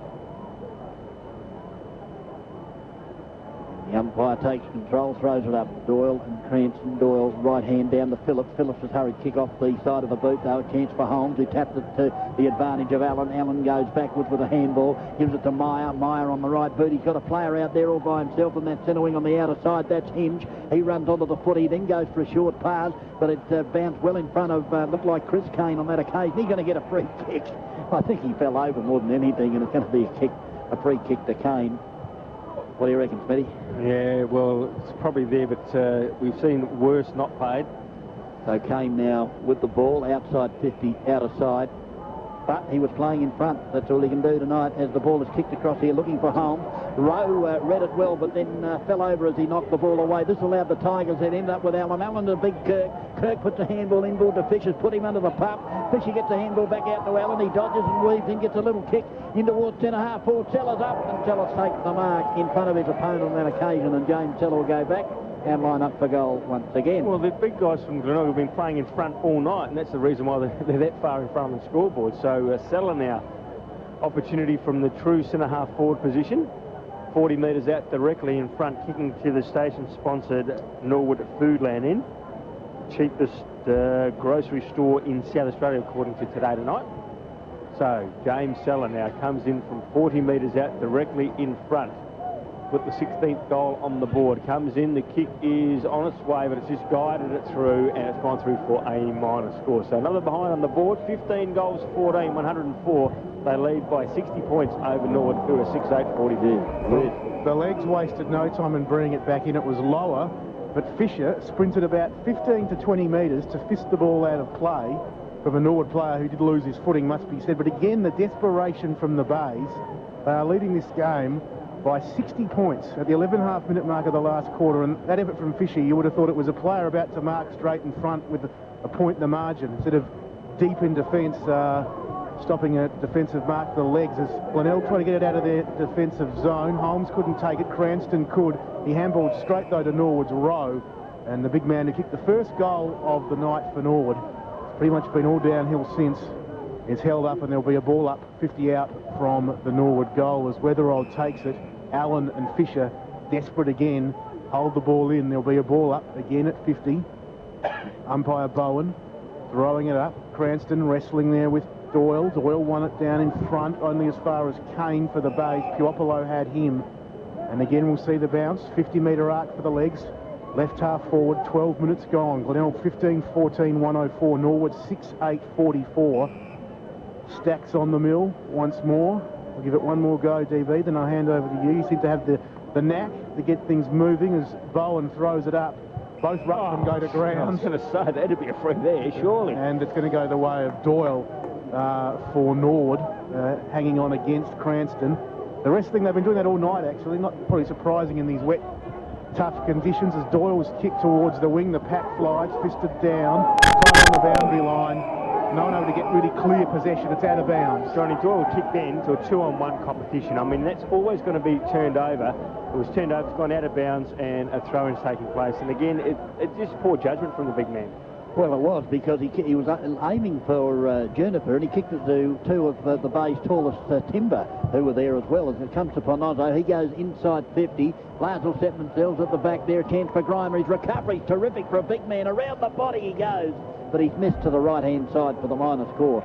And I'll tell you what, this would have been even more embarrassing for Norwood if they'd have kicked straight the Tigers. 15 goals, 15-105 on the station-sponsored Williams Brothers Welding scoreboard. The Redlegs 6-8-44, and they've missed a couple of easy ones too, I might add. So it'll be Zorzi to bring the ball back into play. He's going to come to the grandstand side. He's looking there for Dygan. Oh, good mark, Dygan over the top. Mind you, it was over the top of the mouse. And most of us can take a mark over a mouse as the ball comes in towards the centre. Chance for Phillips, went without the footy. Rowe picks it up and then handballs. He's looking for Puopolo. He runs after the footy. He's got two Tigers on his hammer and tack, but the pickup was a beauty by Puopolo. Big Doyle then picked it up when Puopolo shuffled it out to him, but it's back into a pack. And there'll be another ball up centre wing grandstand side. Just at the moment, as you heard Johnny Nankerville say, we're going through the motions, as indeed our erstwhile producer back in the studio did a couple of weeks ago, as the ball's back in the centre. The ball taken by Kirk. He's lost it. Ty Allen dives in, picks it up, tries to run the gauntlet, gives it back to Cranston. His kick is smothered. The ball will squeeze out towards centre wing, picking it up and going with a left-handed handball with Ruwald. He got shoved in the back. Big Kirk chases after the footies. It wobbles up towards the half-forward flank. It's very close here. Oh, Backwell almost had his head pulled off. He did duck. But the free kick's there and will be go to the mouse on the half-back flank, just outside the defensive 50 for the Tigers. So Backwell with the footy. He'll be called to play on in a minute if he's not careful. Now he's been called to play on, and he's going to kick the ball along centre wing. The big tall timber will jump up for Doyle. And no, it wasn't Doyle, it was actually Tyrrell. Got his hands to the ball, but it slipped through. The handball out. That's a free kick to the Tigers. Player there in Chris Kane didn't have the footy. He was dragged down. The hurry kick comes up towards the centre wing, backward of centre wing. The mark taken by Billy Young for the Redlegs. So now a 25-metre penalty. Just quickly, courtesy of the station-sponsored Prince Albert Hotel, guys, it is Hawthorn 9-5-59 leading 3:05-7:37. 15-minute marker of the third quarter. 25-metre penalty takes Young into the middle of the parade. 15 and a half gone, 61-point margin to the Bays as Young kicks towards half forward. It's not the best of efforts, and in the end out of bounds. Mate, that's a station-sponsored Smithfield crash clanger there. Well, I was trying to be nice and but you're spot on. Yeah, I don't know how he managed to get it out of bounds from there, but he did. But I guess at least it didn't go out on the full, and the ball is at the forward 50 arc for the legs. As in the ruck, Rowe, who's just doing everything tonight for Norwood. Won it down, the Bays Mules threw it onto the boot. What's going to happen here? It's going to go close to the line and out of bounds on the full. So Norwood will take the free through lower between right half forward and grandstand side centre wing. He had Nitsky on. Backwell came in and fisted it away from that player. Ball scoots out towards the boundary line, out of bounds in front of the Norwood bench. There'll be another ball in. Unbelievable. 16 and a half minutes gone. 15 and 15, 105. Norwood 6-8-45. The Keystone Cops obviously telegraphing Norwood's plays at the moment as Nitsky comes away with the football. Diving on it there was Phillips, and there'll be another ball up.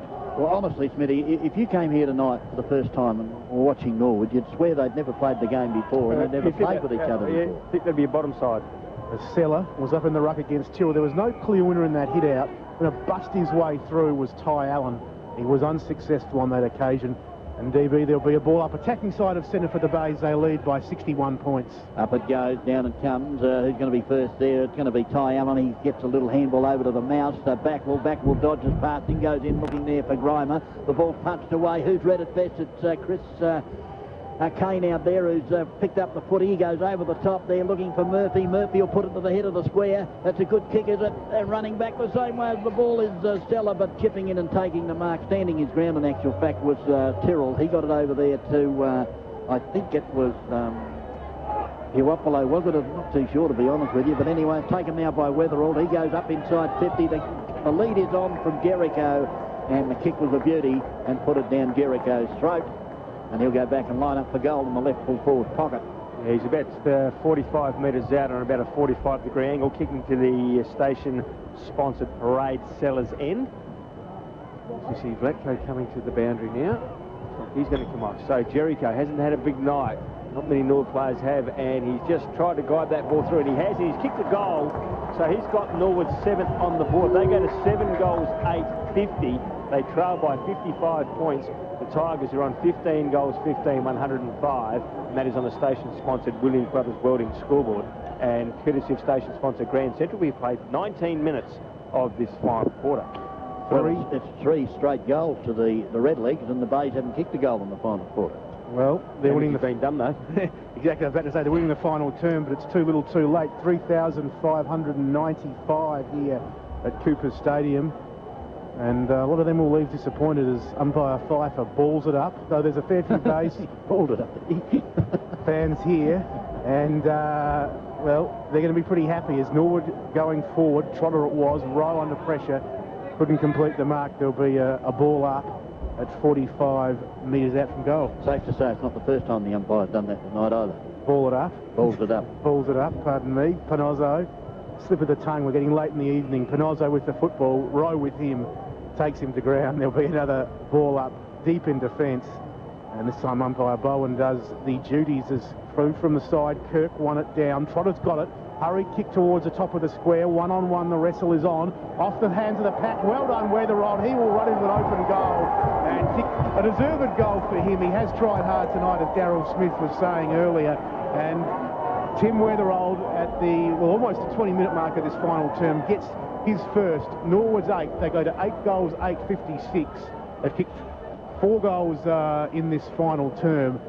The Glenelg side 15-15 should I say, 105, 20 gone final term. Yeah, he just read it better than everybody else. Weatherald attacked the ball pretty hard and ran on it. Individual interesting score from the Norwood side of things, boys, is that they've had 8 individual goal scorers. No multiple goal scorers for the Norwood side tonight.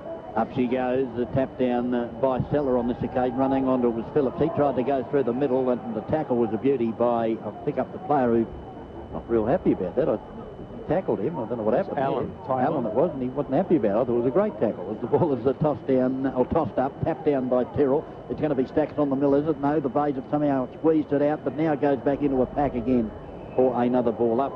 Light rain just starting to fall. It has had subsided for a while. As the umpire's about to throw it up again in the centre of Cooper Stadium. Up they go, the ball tapped down, and must be at least 20 players around the ball. Ty Allen got the kick away before he was grabbed high. And again, there'll be a ball up, Smitty, in the centre of Cooper Stadium. Any number of players around the fall of the ball, and they're not going to get it free too quickly with that many players around in these sort of conditions. So it goes again, tall timber. Big thump by Tyrrell. It squeezes out the back. Massey kicked it off the ground. Who's going to be first there? Puopolo, who certainly got plenty of speed. The handball was good, but he put Turling under the pump. He was tackled, dropped the footy, wobbles towards the boundary line, and will go out of bounds, centre wing, outer side, with the Tigers leading 15, free kick off the ball. And Norwood 8-8-56. Free kick going the Tigers' way. Doesn't surprise anyone as the ball comes back here to Seller. Now Seller now, oh gee whiz, the play got absolutely crunched when he got rid of the ball for the Tigers there. Holmes has got the footy. It's Meyer getting up very gingerly. Holmes is running. Gee whiz, he got absolutely crunched, Smitty is. He did, but he's back up. He's showed a lot of courage there, Meyer. He has too, because quite literally he was hit very hard as Holmes took the kick. He went to Panozzo, and now it's Mules on the outer side wing, inside 50 for the Bays. Off the hands of the pack, 40 from goal. Grimer showing good skills. Grimer showing wonderful skills for a big man, and Grimer has kicked 5 goals. And that's his second goal tonight, Darryl, where he has showed those crumbing skills. It was fantastic, wasn't it? The ball came out the back there, and he didn't actually take the mark, but it went to ground, and he was actually able to scoop over, pick it up quickly, and then snap truly for his 5th goal, and Glenelg 16th. They go to 16 goals, 15. They are leading Norwood 8.8.56. And Glenelg another point. It's reminiscing of the 1966 grand final between Sturt Port. It was 16-16 to 8-8 in favour of the Blues.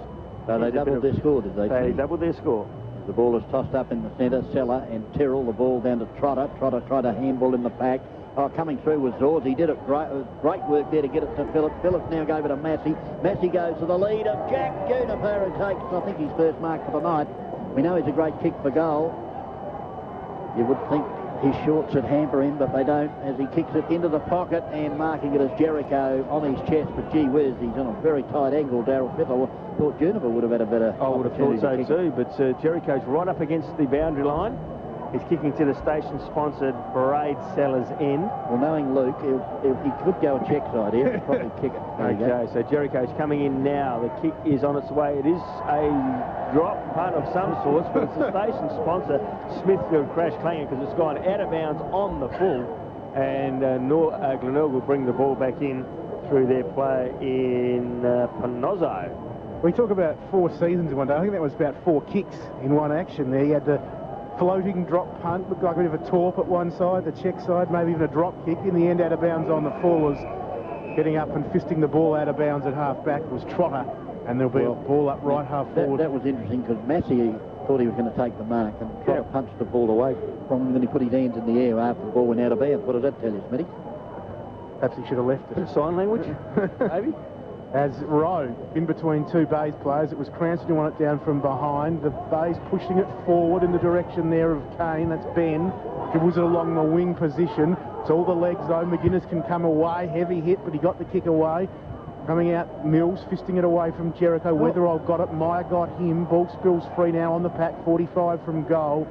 Jericho working hard. Also Cranston. Just again, numbers around the ball, guys. Yes.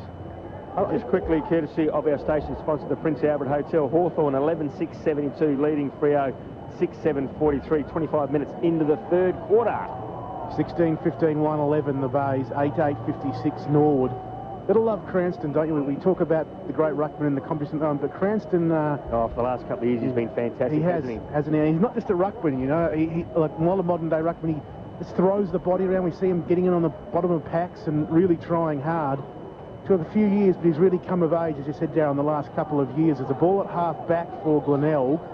Murphy, it appeared, to add the football. Norwood player tackled him, and there'll be another ball up. Well, that's a sign of a good ruckman if your second, third and fourth attempts are equal to your first attempt. No, exactly right, DB. Is a pack of players around the ball. It's Weatherall who sharked it off hands, kicks up towards the forward 50 arc, diving in, taking a wonderful defensive mark. Another player who's really come of age for Glenelg in the last couple of years, in Luke Panozzo. Played in the reserves premiership a couple of years back, and now he's a fixture in this league side. He goes out towards half back right, outer side. It's Chris Kane who goes down the outer side wing hinge there. Lower leads him to the race of the football, and in the end, Norwood's lower sees it out of bounds. Outer side wing, 25, nearly 26 minutes gone. It's 16-15-101. Glenelg 55 points ahead of Norwood, who are 8-8-56. Cranston from behind got a hand to it, then goes in and does the roping. The second effort, ball held in. There'll be another ball up. Attacking side of centre for the Bays. They lead by 55 points.